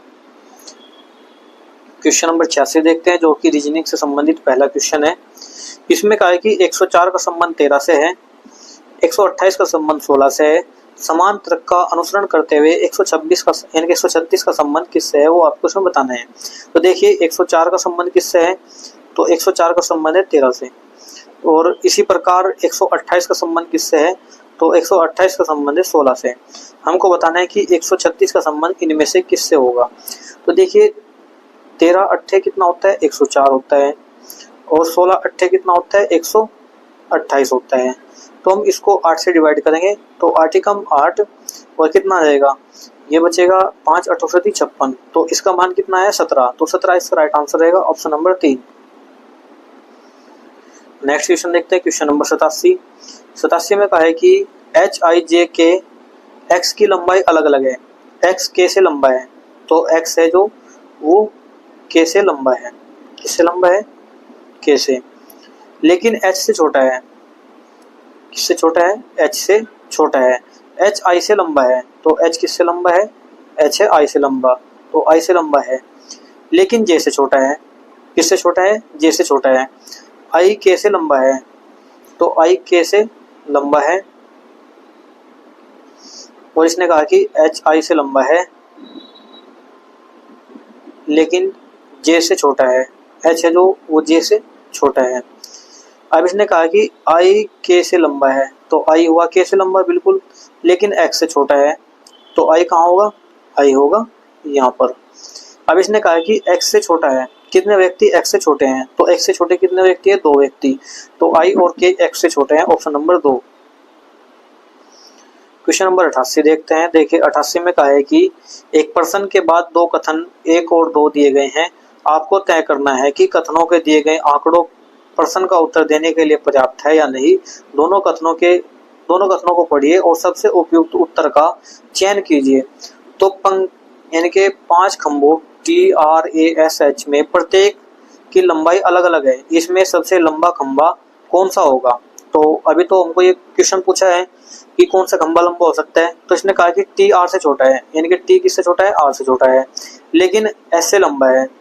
ठीक है, A केवल एक खंबे से लंबा है, तो A केवल किससे लंबा है, एक खंबे से, बाकी सबसे क्या है, छोटा है। अब इसने कहा कि H S से लंबा है, तो H है जो वो S से लंबा है, तो H कहीं पर यहाँ होगा, कहीं पर भी हो सकता है। तो यानी कि दोनों ही उपयुक्त है। दोनों ही कथन ऐसे हैं जिनके बिना हम उत्तर को नहीं निकाल सकते। तो 1 और 2 यानी कि फर्स्ट और सेकंड दिए गए आंकड़ों के प्रश्न देने के लिए पर्याप्त नहीं है। तो क्योंकि इसने हमको तीसरा भी, इसमें ऐसा कुछ यानी कि TR दोनों आंकड़े पर्याप्त नहीं है, क्योंकि एक आंकड़े और चाहिए थे जिसके लिए हम ये संख्या डिफाइन कर सकते हैं कि इनमें से कौन सा होगा। 1 2 3 4 5, तो एक और इसमें हमारे पास होना चाहिए था, या 2 और होने चाहिए। तो इसलिए ये क्या होंगे, इसका राइट आंसर नहीं होंगे। 1 और 2 कथन देने के लिए, इनके कथन है जो उत्तर देने के लिए पर्याप्त नहीं है। क्वेश्चन नंबर 89 में कहा है कि ZIP 23 है और ZSZ यानी कि JSZ 30 है, TCJ 37 है, DMT 44 है। तो अगला नंबर क्या होगा, तो सबसे पहले हम संख्या को डिफाइन करते हैं। तो 23 और 7 30, 30 और 7 37 और 7 44, और 7 कितना होगा, 44 और 7 कितना होगा, 51। तो संख्या तो कितनी आएगी, 51 आएगी।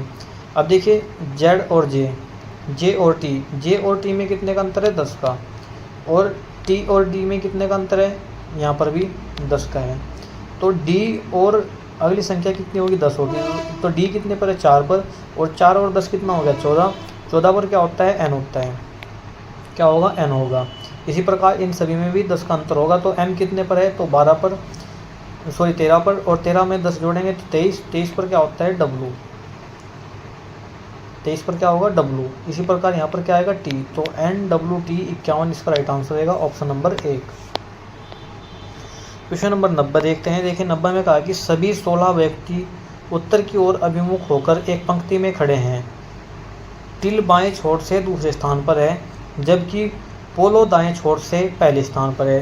टिल और पोलो के बीच में कितने व्यक्ति है। तो देखिए ये एक लाइन है, इसमें कहा है कि इसने 16 व्यक्ति हैं। टोटल कितने व्यक्ति है, 16 व्यक्ति है। अब इसने कहा है कि टिल बाएं छोर से दूसरे स्थान पर है, तो टिल इधर से कितने स्थान पर है, दूसरे पर। यहाँ पर कौन हुआ, टिल हुआ। और जबकि पोलो दाएं छोर से कितने स्थान पर है, तो टोलो यानी कि जो पोलो है वो बाएं छोर से पहले स्थान पर है। ये कौन हुई, पोलो। अब इसके और इसके बीच में हमको बताने हैं कितने व्यक्ति है, टिल और पोलो के बीच में बताने हैं। टोटल कितने हैं, 16। ये भी खत्म हुआ स्थान, ये भी खत्म हुआ और ये भी खत्म हुआ, 3 स्थान खत्म हुए। तो 16 - 3 बराबर कितने के होगा, 13 के। तो इनके बीच में जो व्यक्ति बैठे हैं वो कितने व्यक्ति हैं, 13 व्यक्ति टोटल बैठे हैं। तो ऑप्शन नंबर 4 इसका राइट आंसर रहने वाले हैं। क्वेश्चन नंबर 91 देखते हैं। देखिए 91 का कि यदि संख्या 8, 3, 4, 1, 5, 6, 7 के प्रत्येक विषम अंक में 1 जोड़ दिया जाए और प्रत्येक सम अंक में 2 घटा दिया जाए, तो इस प्रकार बनी नई संख्या में कितने अंक 1 से अधिक बार आएंगे। तो देखिए जो विषम अंक है उसमें कितना जोड़ना है, 1 जोड़ना है। तो 3 में 1 जोड़ेंगे 4, 1 में 2 जोड़ेंगे, यानी कि 1 में 1 जोड़ेंगे 2, और 5 में 1 जोड़ेंगे 6, और 7 में 1 जोड़ेंगे तो ये हो जाएगा 8। और प्रत्येक सम में से 2 घटाना है। तो यहाँ पर कितना आएगा 6, यहाँ पर कितना आएगा 2, और यहाँ पर आएगा 4। तो ये कर दिया। अब इस प्रकार नई बनी संख्या में कितने अंक 1 से अधिक बार आते हैं, तो कितने अंक रिपीट होते हैं। तो एक तो ये रिपीट हुआ, एक ये रिपीट हुआ, और 4 भी रिपीट हुआ है। तो 6, 4, 2 ये 3 ऐसी संख्या है जो रिपीट हुई है। तो ऑप्शन नंबर 3 इसका राइट आंसर है, यानी कि ऑप्शन नंबर 1 3 संख्याएं ऐसी है जो रिपीट हुई है। क्वेश्चन नंबर 92 देखते हैं। 92 में कहा है कि FAX और PAD, BAY और MAP। तो अगला यानी कि इन प्रत्येक शब्द में प्रत्येक स्वर को अंग्रेजी वर्णमाला क्रम में उसके ठीक पहले वाले अक्षर में से प्रत्येक व्यंजन को अंग्रेजी वर्णमाला क्रम में उसके ठीक बाद वाले अक्षर से बदल दिया जाए, तो इस प्रकार निम्नलिखित में से कितने अक्षर समूहों को कोई स्वर नहीं होगा। तो देखिए जो ये हमको दिए गए हैं, शब्द दिए गए हैं, इनमें क्या करना है कि जो प्रत्येक स्वर है उसको अंग्रेजी वर्णमाला क्रम में उसके ठीक बाद वाले से बदलना है, और व्यंजन को अंग्रेजी वर्णमाला क्रम के ठीक बाद वाले से। तो यानी कि दोनों को ही किससे, देखिए व्यंजन को बाद वाले से और स्वर को पहले वाले से। जैसे यहाँ पर क्या होगा, ए है, ए से पहले क्या आएगा, जेड आएगा। तो और एफ के बाद क्या आएगा, जी, एक्स के बाद वाई। इसी प्रकार पी के बाद क्या आना चाहिए, क्यों, ए से पहले जेड, और डी के बाद ई, इसके बाद ए, और यहाँ पर क्या आना चाहिए, जेड, और यहाँ पर क्या आना, एक्स। यहाँ पर क्या आएगा, तो ये आएगा आपका एल, और ये जेड, और ये ओ।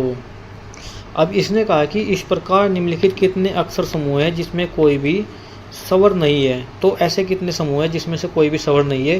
तो सिर्फ यहाँ पर एक ऐसा शब्द है जिसके पास स्वर है, तो इसके पास स्वर है।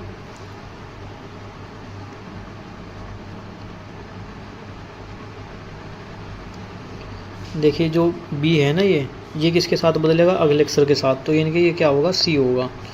बी के बाद क्या होगा, सी होगा। तो यहाँ पर भी नहीं है, इसमें भी नहीं है, इसमें भी नहीं है।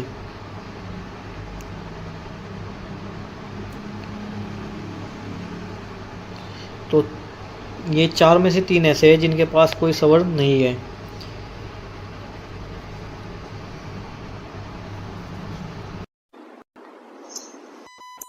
में देखते हैं 93 में कहा है कि यदि संख्या 7, 5, 8, 6, 1, 3, 4 के प्रत्येक विषम अंक में 2 जोड़ दिया जाए और प्रत्येक सम अंक में 2 घटा दिया जाए, तो इस प्रकार बनी नई संख्या में बाएं से तीसरे अंक और दाएं से तीसरे अंक का योग कितना होगा।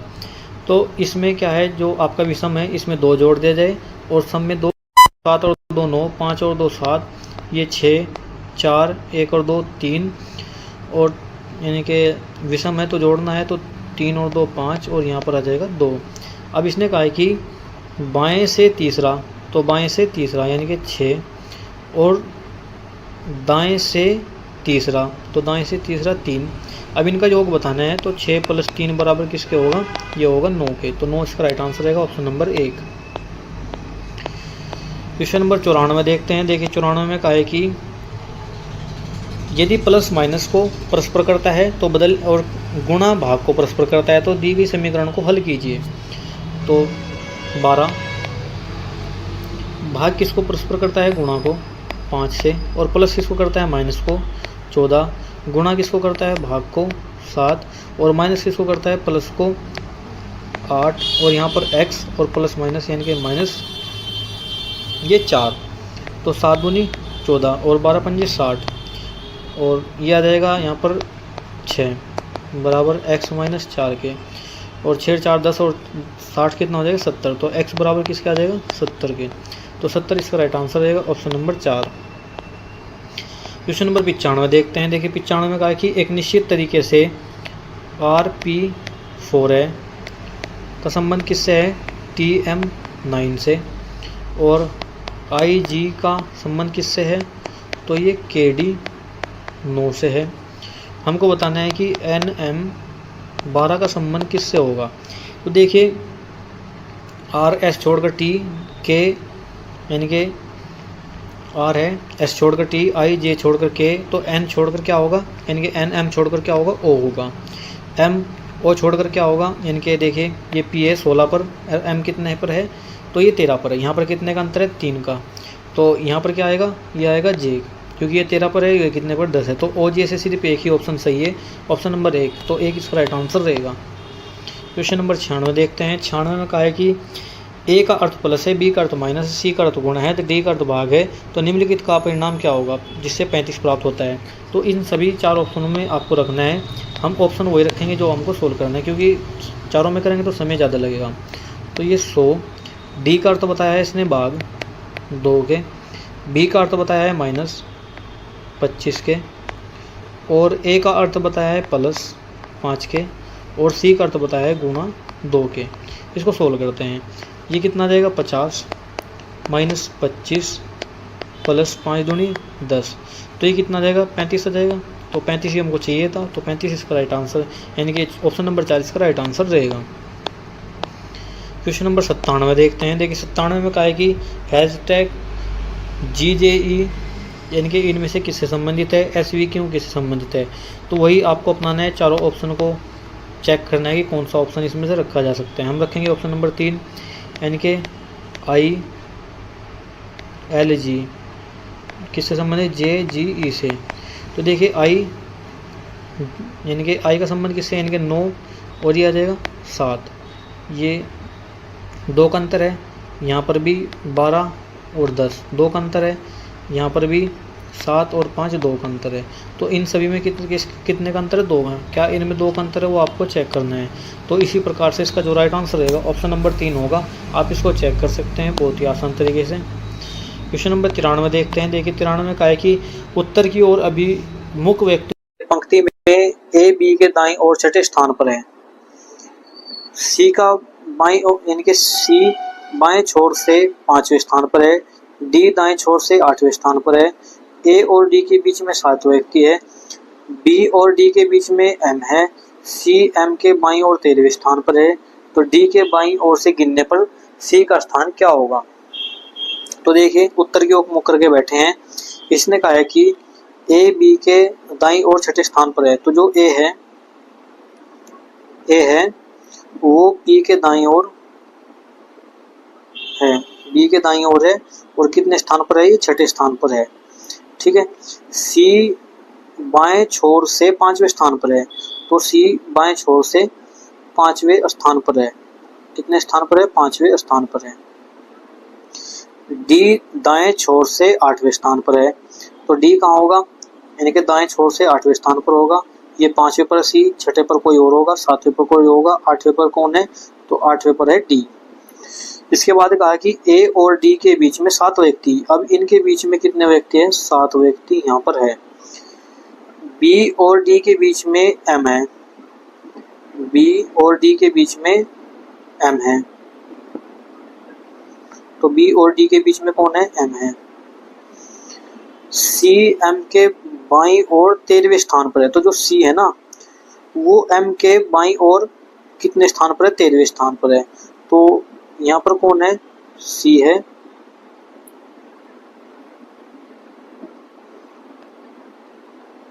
यहाँ पर कौन है, सी है, और सी किधर है, ये बाईं ओर से 13वें स्थान पर, सी एम के बाईं ओर से 13वें स्थान पर है। डी के बाईं ओर गिनने से सी का स्थान क्या होगा, तो डी के बाईं ओर गिनने से सी का स्थान होगा, ये 7 है और 5 12 और 1 13, ये कितना हो गया 7 और 13 7 20, तो ये कितने स्थान पर है, 20वें स्थान पर, तो 20 इसका राइट आंसर रहेगा, ऑप्शन नंबर 2। क्वेश्चन नंबर 99 देखते हैं। देखिए 99 में कहा है कि 816 माइनस 2 प्लस इनके भाग 115 प्लस 2 इनके 26 गुणा 13, इसमें करना है सवाल इसको। देखिए प्लस का अर्थ माइनस है, तो 816 और माइनस का अर्थ क्या है, गुणा है, और भाग का अर्थ दिया है इसमें, तो भाग का अर्थ दिया है प्लस 115 के, और प्लस का अर्थ माइनस दिया है 26 के, और गुणा का अर्थ दिया है यहाँ पर भाग, ये कितना देगा 13 के। करते हैं सोल्व, तो ये आ जाएगा 1632 प्लस 115 माइनस ये कितना आएगा 13 से करेंगे, तो ये आएगा 101, इसमें से इनके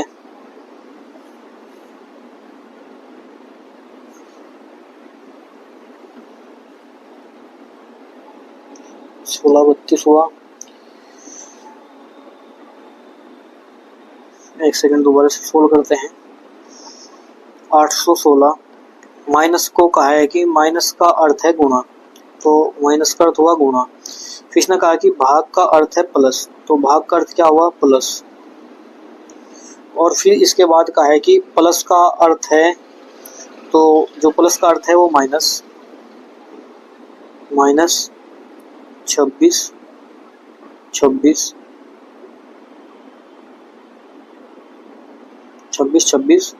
और गुणा का अर्थ है यहाँ पर भाग, तो ये 13 दूनी 26 और 13 दूनी 26, ये इसकी गुणा करेंगे तो कितना जाएगा, यह रहेगा 1632 और प्लस 115 माइनस 202, तो कितना बचेगा हमारे पास, 202 घटाते हैं 0 3 और ये आ जाएगा 4 और 1, प्लस करते हैं 115, तो ये आ जाएगा 5 3 और 1 4 4 और 1 5 और 1 15 यानी कि 15 45, इसका राइट आंसर रहेगा ऑप्शन नंबर 1। क्वेश्चन नंबर 100 देखते हैं। देखिए 100 में कहा है कि प्लस को माइनस में बदला जाए और गुणा को भाग में बदला जाए, तो इसको सोल्व करने पर क्या प्राप्त होगा, तो 101 भाग को किस में बदला, गुणा में 18, और प्लस को किस में बदला, माइनस में 15 और गुणा को बदला भाग में 15 और माइनस को बदला प्लस में, तो माइनस को बदला किस में, प्लस में, तो ये आ जाएगा 19। करते हैं सोल्व, तो ये 18 कम 18 0 1 आ जाएगा और 18 कम 18 माइनस ये 15 101 और प्लस ये आ जाएगा 19, तो करते हैं सोल्व, इसमें जोड़ते हैं, तो ये 18 37 माइनस 101, ये 6 आएगा और ये आएगा 3 आएगा और यहाँ पर आ जाएगा 7, तो 17 36, इसका राइट आंसर रहेगा ऑप्शन नंबर 1। क्वेश्चन नंबर 101 देखते हैं। देखिए 101 में कहा कि ABCDKIL में प्रत्येक की परीक्षा में सोमवार से शुरू होकर रविवार को समाप्त होती है और होने वाली इस सप्ताह के अलग अलग दिन हैं। बी की परीक्षा गुरुवार को होती है, सी की परीक्षा ए की परीक्षा के बाद किसी दिन होती है और डी की परीक्षा ए की परीक्षा से पहले किसी भी दिन होती है। एल की परीक्षा के की परीक्षा के बाद किसी दिन होती है, लेकिन आई की परीक्षा से पहले किसी दिन एक दिन होती है। के की परीक्षा बी की परीक्षा के बाद किसी एक दिन होती है, तो एल की परीक्षा सप्ताह के किस दिन होती है। तो देखिए यहाँ से यानी कि शुरू होती है रविवार से, किससे शुरू होती है, रविवार से, फिर सोमवार, मंगलवार, बुधवार, गुरुवार, शुक्रवार और यहाँ पर आएगा शनिवार। अब इसने कहा कि जो बी की परीक्षा है वो गुरुवार को होती है, तो बी की परीक्षा फिक्स होगी किसको, गुरुवार को। सी की परीक्षा ए की परीक्षा के बाद होती है, तो जो सी की परीक्षा है वो ए की परीक्षा के बाद होती है सी की परीक्षा ए की परीक्षा के एक दिन बाद होती है और डी की परीक्षा से एक दिन पहले होती है। तो किससे पहले होगी? डी की परीक्षा से पहले होगी। इसके बाद इसने कहा है कि एल की परीक्षा के की परीक्षा के बाद होती है। जो एल की परीक्षा है वो के की परीक्षा से बाद होती है, लेकिन आई की परीक्षा से पहले होती है। के की परीक्षा बी की परीक्षा के बाद किसी भी एक दिन है, तो जो के की परीक्षा है वो बी की परीक्षा के बाद है, तो यहाँ पर के और ये एल हो जाएगा और यहाँ पर आएगा आई होगा और ये ए और ये सी और ये डी। अब इसने कहा कि एल की परीक्षा सप्ताह के किस दिन होती है, तो एल की परीक्षा बतानी है। तो एल की परीक्षा कब होती है? शनिवार को, तो शनिवार इसका राइट आंसर रहेगा ऑप्शन नंबर 2। क्वेश्चन नंबर 102 देखते हैं। 102 में कहा है कि अंग्रेजी वर्णमाला क्रम के आधार पर निम्नलिखित 4 अक्षर समूह युग्मों से 3 एक निश्चित तरीके से समान है, एक अलग है, तो उस अलग की पहचान करनी है, उस ग्रुप की पहचान करनी है। तो देखिए बी यू और ये वाई एच है, एक्स क्यों है और यू डी है, और ऑप्शन सही है जो हमारा उसको लेते हैं ए एच ई, इनके एच ए और ई एन। अब बी कितने पर है? 2 पर। वाई कितने पर है? 25 पर। यहाँ पर यू कितने पर है? तो यू है 21 पर, और एच कितने पर है? तो ये है 8 पर। अब ये देखते हैं इसमें देखते हैं एक्स कितने पर है, तो ये 24 पर है, और क्यों कितने पर है? 17 पर है। और इसमें देखते हैं यू कितने पर है? 21 पर है, और डी कितने पर है? 4 पर है। तो देखिए इसमें देखते हैं कि यानी कि इसके और इनके बीच में कितने का अंतर है? 4 का, और 17 21 के बीच में 4 का। अब ए और ई के बीच में भी कितने का अंतर है? 4 का। सॉरी, ए कितने पर है? 1 पर, और कितने पर? 5 पर, 4 का। अब ये 2 पर है, ये 8 पर है, यहाँ पर 6 का है, और ये 24 है, ये 21 है, इनके बीच में 3 का है। एच और एम के बीच में कितने का है? तो यहाँ पर 6 का है। तो ये इसका जो राइट आंसर रहेगा ऑप्शन नंबर 4 रहेगा, क्योंकि ये इसमें अलग है, तो ऑप्शन नंबर 4 इसमें राइट आंसर रहेगा। नेक्स्ट क्वेश्चन देखते हैं, क्वेश्चन नंबर 103। 103 में कहा है कि अंग्रेजी वर्णमाला क्रम के आधार पर एक निश्चित तर्क के अनुसार डी जी आई के संबंधित है आई एल एन पी से, और एल ओ क्यों एस संबंधित है क्यों टी वी एक्स से। हमको बताना है कि एम पी आर टी किससे संबंधित होगा। तो देखिए डी कितने पर होता है? 4 पर। आई कितने पर है? 9 पर। यहाँ पर एल कितने पर है? तो एल कितने पर है? 12 पर, और ये कितने पर है? 17 पर। क्यों कितने पर है? 17 पर। तो इसमें 4 का अंतर हो रहा है, 4 से 5 9 और 12 5 17। तो एम कितने पर होता है? एम होता है 13 पर, और 13 पर 5 जोड़ेंगे तो 18, 18 पर क्या आएगा? आर, तो आर से शुरू होगा। फिर इसी प्रकार इसमें ये जी देखते हैं, जी कितने पर है? तो ये 7 पर है, और एल कितने पर है? 12 पर, तो यहाँ पर भी 5 का। तो इसमें जोड़ेंगे पी 16 पर है, 16 5 21, 21 पर क्या होता है? यू है। 18 5 23, 23 पर क्या होता है? डब्लू होता है, और 20 और 5 25, 25 पर क्या होता है? वाई होता है। तो R U W Y, option number 1 इसका राइट आंसर रहेगा। क्वेश्चन नंबर 4 देखते हैं। 104। 104 में कहा है कि जी ई की पुत्री है, तो जो जी है वो किसकी पुत्री है? ई की पुत्री है, और टी आर का पति है, तो जो टी है वो किसका पति है? आर का, तो ये पति है किसका? आर का। और ई आर का पिता है, तो ये जो ई है ये किसका पिता है? आर का, तो ये दोनों बहन भाई हुए। तो के जी की माता है, जो के है वो जी की माता है, जो के है वो जी की माता है, और ये क्या हुआ? पिता हुआ। तो के का टी से क्या संबंध है? तो ये जो टी है इसका के से क्या संबंध है? तो पत्नी की माता, तो पत्नी की माता इसका राइट आंसर रहेगा ऑप्शन नंबर 1। क्वेश्चन नंबर 105 देखते हैं। 105 में कहा है कि अंग्रेजी वर्णमाला क्रम के आधार पर 4 अक्षर समूह दिए गए हैं, 3 एक तरीके से समान है, एक अलग है, उसकी पहचान करनी है। तो यू और आर, देखिए यू और आर में कितने का अंतर है? तो इसमें 18 और U कितने पर होता है, तो 21 पर। तो 18 और 4 यानी कि 18 3 21, यहाँ पर 3 का अंतर है। W और T में कितने का अंतर है, तो W और T में अंतर है 3 का।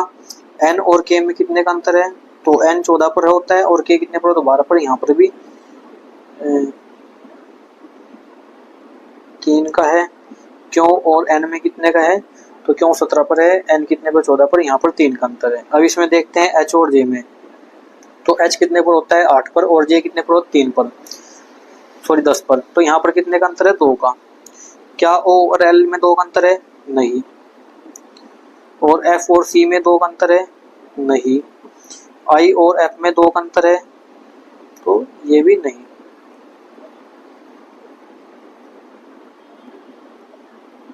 तो इसका जो राइट आंसर रहेगा ऑप्शन नंबर 1। क्वेश्चन नंबर 106 देखते हैं। देखिए 106 में कहा है कि अजीत बिंदु ए से ड्राइव करना शुरू करता है। ये कोई बिंदु ए है, यहाँ से अजीत ने शुरू किया और पूर्व की ओर 8 किलोमीटर चला। कितना चला, 8 किलोमीटर चला है। फिर वह अपने दाईं ओर मुड़ता है और 17 किलोमीटर चलता है। तो इसको पूर्व की ओर चला 8 किलोमीटर, फिर दाईं ओर मुड़ता है, 17 किलोमीटर चलता है। इसके बाद वह अंत में, इनके अंत है, अंत में वह बाईं ओर मुड़ता है। तो किधर मुड़ा ये, बाईं ओर मुड़ा और कितना चला, 10 किलोमीटर चला। फिर बिंदु बी पर पहुंचता है। किस पर पहुंच गया, बिंदु बी पर। विशाल बिंदु पी से ड्राइव करना शुरू करता है। अब विशाल है, उसने बिंदु पी से ड्राइव करना शुरू किया और जो बिंदु ए से 13 किलोमीटर पूर्व की ओर है। तो यहाँ पर कौन है, बिंदु पी है, तो ये 5 किलोमीटर अधिक है इससे। टोटल कितनी है, 13 किलोमीटर। तो ये बिंदु पी से शुरू किया और 6 किलोमीटर पूर्व की ओर चला। किलोमीटर पूर्व में है तो पूर्व की ओर 6 किलोमीटर चला। तो पूर्व की ओर कितना चला, 6 किलोमीटर चला। फिर अपने दाएं मुड़ता है और 17 किलोमीटर चलता है। कितना चला, 17 किलोमीटर चला। फिर इसके बाद वह बाईं ओर मुड़ता है और 1 किलोमीटर चलता है। तो कितना चला, 1 किलोमीटर चलता है और बिंदु क्यों पर पहुंच जाता है। तो क्यों और बी के बीच की न्यूनतम दूरी बतानी है। तो ये क्यों है और ये बी है। तो देखिए ये कितनी दूरी हुई यहाँ से यहाँ तक की, तो ये हुई 10 किलोमीटर। तो ये हुई यानी कि 10, इसके बीच में कितनी दूरी बची, यानी कि ये 5 ये है और 6 ये है। तो यहाँ से यहाँ तक की जो दूरी हो जाएगी वो कितनी हो जाएगी, 11। तो 11 माइनस 10 बराबर कितना है, 1। और 1 ये यहाँ पर चला है। तो टोटल कितना चला, ये 2 किलोमीटर इसको इसके बीच में अंतर होगा। बी और क्यों के बीच में कितने का अंतर है, 2 किलोमीटर का अंतर है। क्वेश्चन नंबर 7 देखते हैं। 107 नंबर, 21 44 डैश 90 113 136। तो देखिए 21 में कितना जोड़ा कि 44 आ जाए, तो यहाँ पर जोड़ा 23, कितना आ गया 44। 44 में कितना जोड़ा 23, कितना आ गया 67। तो 67 इसका राइट आंसर है ऑप्शन नंबर 4। नेक्स्ट देखते हैं क्वेश्चन नंबर 108 देखते हैं। 108 में कहा कि एक निश्चित कोड भाषा में वार में एंड को लिखा गया है GPCVBN, कोडबद्ध किया गया है, और कॉस्ट ऑफ वार को लिखा है KMBTTX BNTX। हमको वार का बताना है। तो देखिए क्या वार दोनों में है, तो वार दोनों में है, तो दोनों में क्या कॉमन होगा।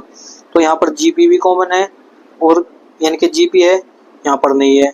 CV है, यहाँ पर नहीं है। तो यहाँ पर क्या है, BN है, और यहाँ पर भी क्या है, BN है। तो BN ही होगा किसका, वार का। तो वार का जो कोड होगा वो क्या होगा, BN। ऑप्शन नंबर 1 इसका राइट आंसर रहेगा।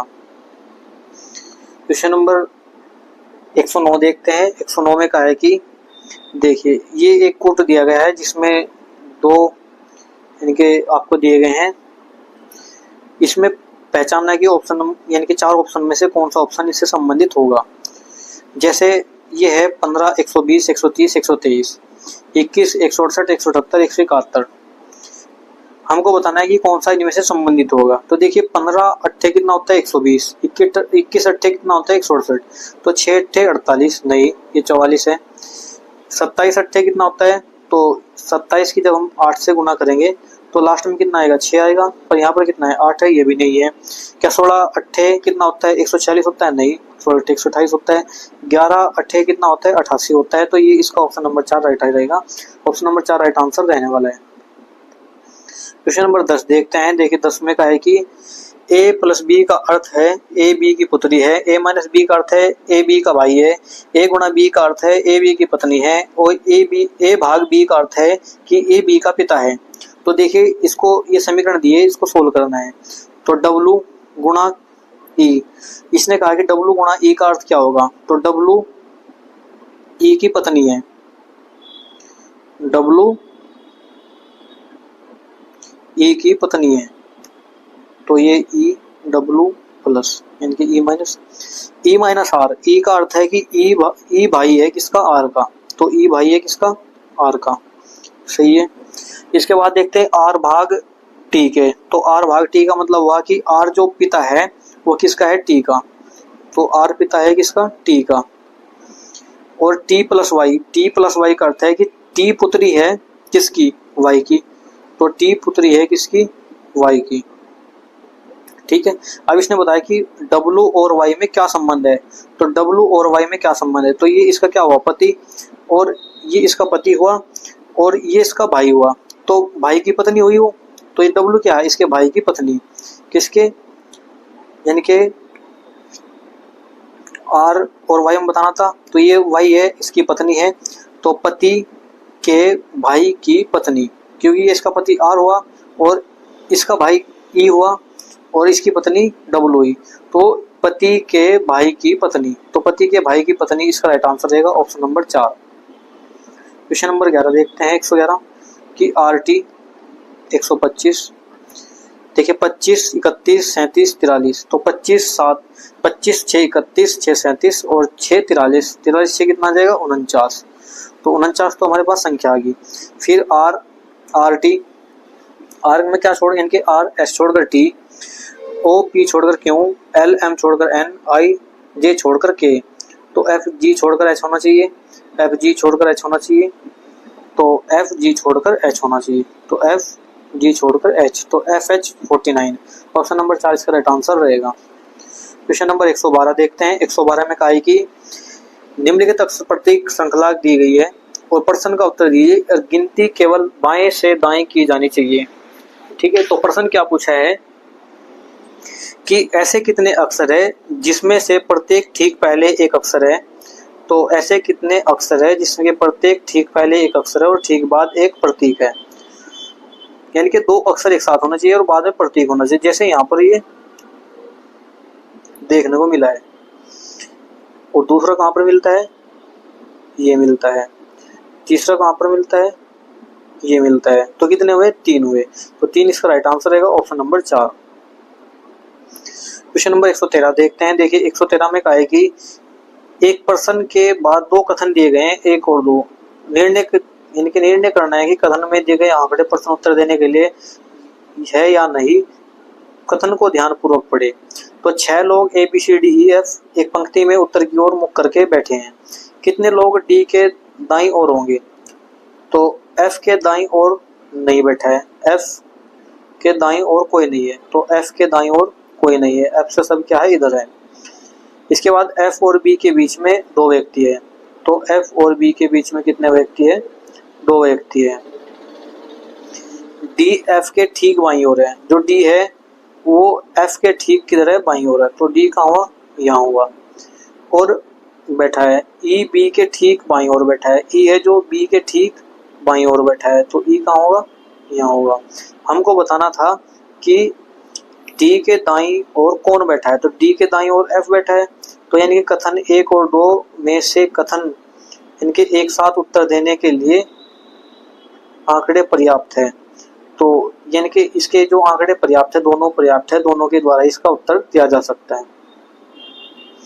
क्वेश्चन नंबर 114 देखते हैं। 114 में कहा है कि 17 29 43 59 70 एक श्रृंखला दी गई है, इसमें अगला नंबर क्या होगा, तो देखिए 17 में कितना जोड़ा हमने, तो 17 में जोड़ा 12, कितना जोड़ा है 12, तो कितना हुआ 29 में कितना जोड़े यहाँ पर जोड़े 13, कितना हो जाएगा 43।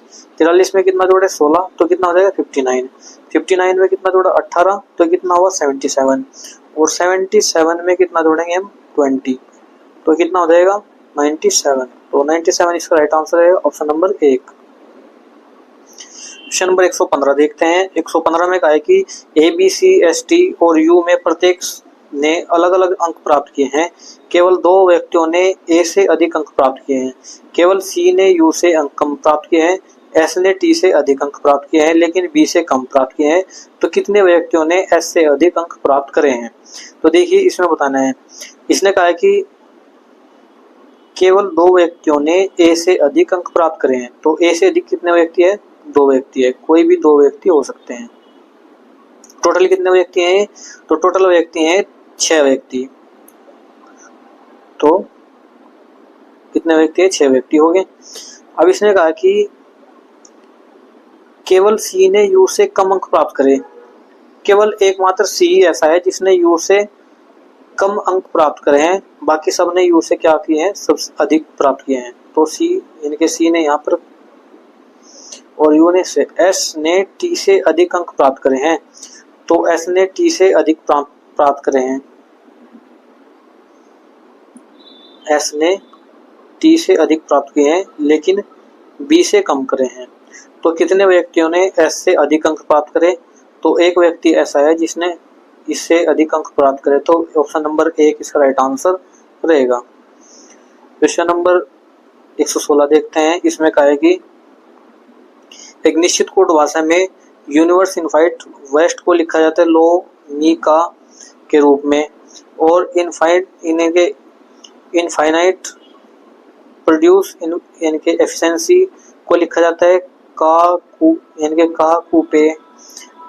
ये कोड दिया है। इसमें पूछा है कि यूनिवर्स प्रोड्यूस का कोड क्या होगा।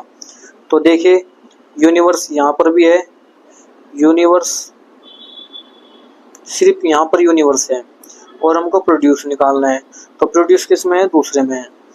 और ये देखिए इनफाइट इसमें भी है,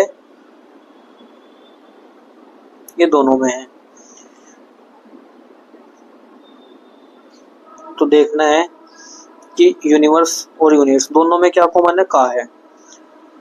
और दूसरा कॉमन क्या है इसमें? देखिए यहाँ पर इनफाइनाइट है और यहाँ पर भी इनफाइनाइट है। तो एल ओ से इनके के ए से के ए कट जाएगा। और इसके बाद देखते हैं हम यहाँ पर प्रोड्यूस बता और इफिशिएंसी बता।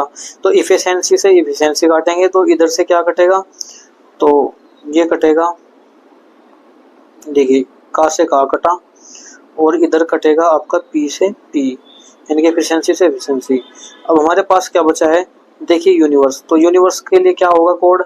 या तो होगा लो या मी, लेकिन यहाँ पर वेस्ट भी है और यहाँ पर भी वेस्ट है। तो मी कट जाएगा वेस्ट से। तो यूनिवर्स के लिए क्या बचा? ये बचा लो। क्या बचा? लो बचा।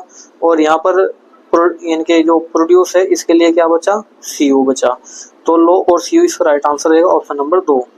क्वेश्चन नंबर 117 देखते हैं। 117 में कहा है कि 537, 341, 624, 813, 425 यदि सभी संख्याओं को आरोही क्रम में व्यवस्थित किया जाए तो इनकी स्थिति क्या होगी?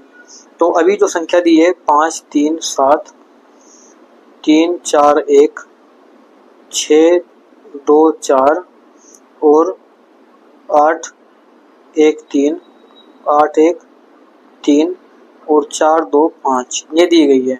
इनको हमको करना है आरोही क्रम में यानी कि बढ़ते क्रम में। तो सबसे पहले क्या आएगा?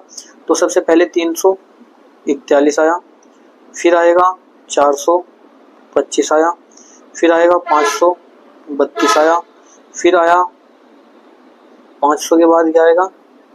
624 आया, फिर 813 आया।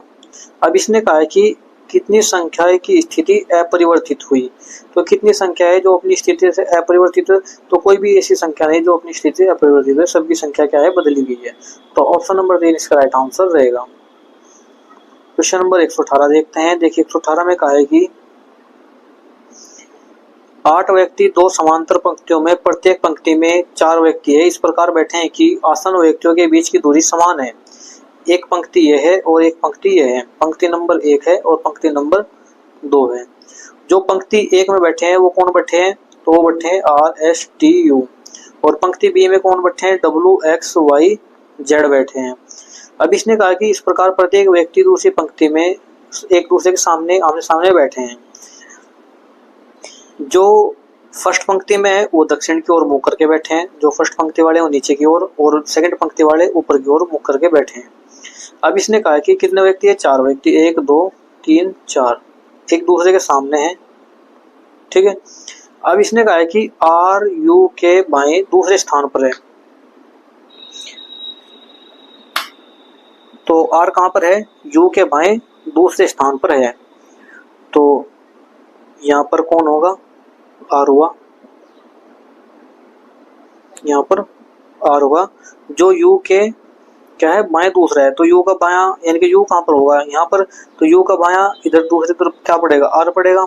इसके बाद इसने कहा है कि T R के ठीक बाईं और पड़ोसी है। जो T है R का बायां पड़ोसी है, तो T कहाँ होगा, यहाँ पर होगा। T के सम्मुख बैठा व्यक्ति Z के दाईं और दूसरे स्थान पर है। तो Z के दाईं और दूसरे स्थान पर, तो Z कहाँ होगा, यहाँ पर होगा। तब जाकर इसके सामने ये बैठेगा, T के सामने, क्योंकि पहला और दूसरा ही होगा। अब इसने कहा कि S के सम्मुख बैठा व्यक्ति Y के ठीक बाईं और पड़ोसी बैठा है। तो देखिए जो S के सामने बैठा है, तो यहाँ पर S बचा, तो S कहाँ पर होगा, यहाँ पर। S के सामने बैठा व्यक्ति Y के ठीक बाईं और पड़ोसी है। तो S के जो सामने बैठा है वो Y का क्या है, बायां पड़ोसी है। तो Y कहाँ पर होगा, यहाँ पर। इसके बाद इसने कहा है कि W T के सम्मुख नहीं बैठा। तो जो W है वो T के सामने नहीं बैठा, तो W कहाँ होगा, यहाँ होगा। तो X कहाँ होगा, यहाँ पर होगा। X के बाईं और कितने व्यक्ति बैठे हैं, तो ये हमको बताना है। तो X के बाईं और कितने व्यक्ति बैठे हैं, 3 व्यक्ति। कौन कौन, WXY। तो ऑप्शन नंबर 1 इसका राइट आंसर रहेगा। क्वेश्चन नंबर 19 देखते हैं, 119 नंबर। इसमें कहा है कि निम्नलिखित अक्षर संख्या और प्रतीक श्रृंखला का संदर्भ में और अगले आने वाले प्रश्न चिन्ह के स्थान पर क्या आएगा, तो ये बताना है हमको। यदि सभी प्रतीकों को हटा दिया जाए तो निम्नलिखित में से कौन सा दाएं से 7वें स्थान पर होगा, तो इधर से 7वें नंबर पर बताना है। प्रतीक को हटाना है तो हम सिर्फ उसको ही काटेंगे जो यानी कि प्रतीक को छोड़कर जो अल्फाबेट होगा उसको। तो WZ 4 K 9 7, हमको कितना निकालना है, 7वां। तो कितने में, 1 2 3 4 5 6। तो 7वें नंबर पर कौन होगा, P होगा। तो P इसका राइट आंसर रहेगा, ऑप्शन नंबर 4। क्वेश्चन नंबर 120 देखते हैं, जो कि इस वीडियो का लास्ट क्वेश्चन रहने वाला है और बहुत ही अच्छा शानदार क्वेश्चन ही रहेगा। 8 व्यक्ति 2 समांतर पंक्तियों में, प्रत्येक पंक्ति में 4 व्यक्ति हैं। तो प्रत्येक पंक्ति में कितने व्यक्ति है, 4 व्यक्ति है। ये पहली पंक्ति है, ये दूसरी पंक्ति है। और पहली पंक्ति में कौन बैठे हैं, ABCD। और दूसरी पंक्ति में कौन बैठे हैं, तो इसमें बैठे VWXY। और जो ये है इनका मुंह नीचे की ओर है और इनका मुंह ऊपर की ओर है। अब इसने कहा है कि जो W है Y के बाईं और दूसरे स्थान पर है। तो 4 व्यक्ति बैठाते हैं। इसने कहा है कि W है Y के दूसरे स्थान पर है, तो माना Y यहाँ पर हुआ, तो W कहाँ पर होगा, यहाँ पर दूसरे स्थान पर बाईं ओर। W पंक्ति के किसी भी छोर पर नहीं है, तो W किसी भी छोर पर नहीं रखा गया है। तो W के सम्मुख बैठा व्यक्ति A के ठीक बाईं और पड़ोस में बैठा है। तो जो W के सामने बैठा है वो A के ठीक बाईं और पड़ोसी है। तो A का ठीक बायां पड़ोसी कौन होगा, जो W के सामने बैठा है, ठीक है। तो A का बायां ये होगा। अब इसके बाद कहा कि A और C के बीच में केवल एक व्यक्ति है। तो A और C के बीच में केवल एक व्यक्ति है, चलो एक व्यक्ति हुआ। X के सम्मुख नहीं बैठा है, जो कि X के सम्मुख नहीं बैठा है, तो X कहाँ पर होगा, यहाँ पर। तो X Y W और यहाँ पर क्या आएगा, V आएगा। इसके बाद कहा कि D B के दाईं और किसी स्थान पर है। तो जो D है वो B के दाईं और किसी स्थान पर है। तो D है कहाँ पर होगा, तो D होगा यहाँ पर। क्या होगा, B इसका दायां कौन होगा, इधर। तो ये D हुआ यहाँ पर। अब इसने कहा है कि निम्नलिखित में से कौन सा विकल्प V की स्थिति को निरूपित करता है। तो वी की स्थिति हमको बतानी है। तो वी की स्थिति क्या होती है, डी के सम्मुख बैठे व्यक्ति के ठीक दायां पड़ोसी है। तो जो डी है इसके सम्मुख बैठा व्यक्ति डब्लू है और डब्लू का ये क्या है, बिल्कुल दायां है। तो बिल्कुल बात सही है। तो ऑप्शन नंबर ए इसका राइट आंसर रहेगा। तो टोटल इस प्रकार हमने इस वीडियो में 120 क्वेश्चन देखे हैं जो कि आपकी गुड्स गार्ड ट्रेन मैनेजर की जीडीसी की आंसर की है। और ये जो क्वेश्चन इसमें पूछे गए हैं ये आपके एनटीपीसी सीबीटी 2 से संबंधित क्वेश्चन है। सेम इस तरह के क्वेश्चन और अच्छे लेवल के क्वेश्चन इसमें पूछे गए हैं। टोटल 120 क्वेश्चन रहे हैं जिसमें 35 मैथ के हैं, 35 रीजनिंग के हैं और 50 आपको जीके के देखने को मिले हैं। बहुत ही अच्छे और शानदार रहे हैं, बहुत ही अच्छा और इनके सॉल्यूशन दिया है। और यदि कोई क्वेश्चन में आपको मिस्टेक लगती है तो मुझे कमेंट में जरूर बताना। वीडियो को ज़्यादा से ज़्यादा शेयर करना, लाइक करना, चैनल को सब्सक्राइब करना ना भूले। मिलते हैं नेक्स्ट वीडियो में। जल्दी हम आपके लिए एएलपी की भी वीडियो लेकर आएंगे जो जीडीसी के लिए ली गई है। तो मिलते हैं नेक्स्ट वीडियो में। धन्यवाद दोस्तों।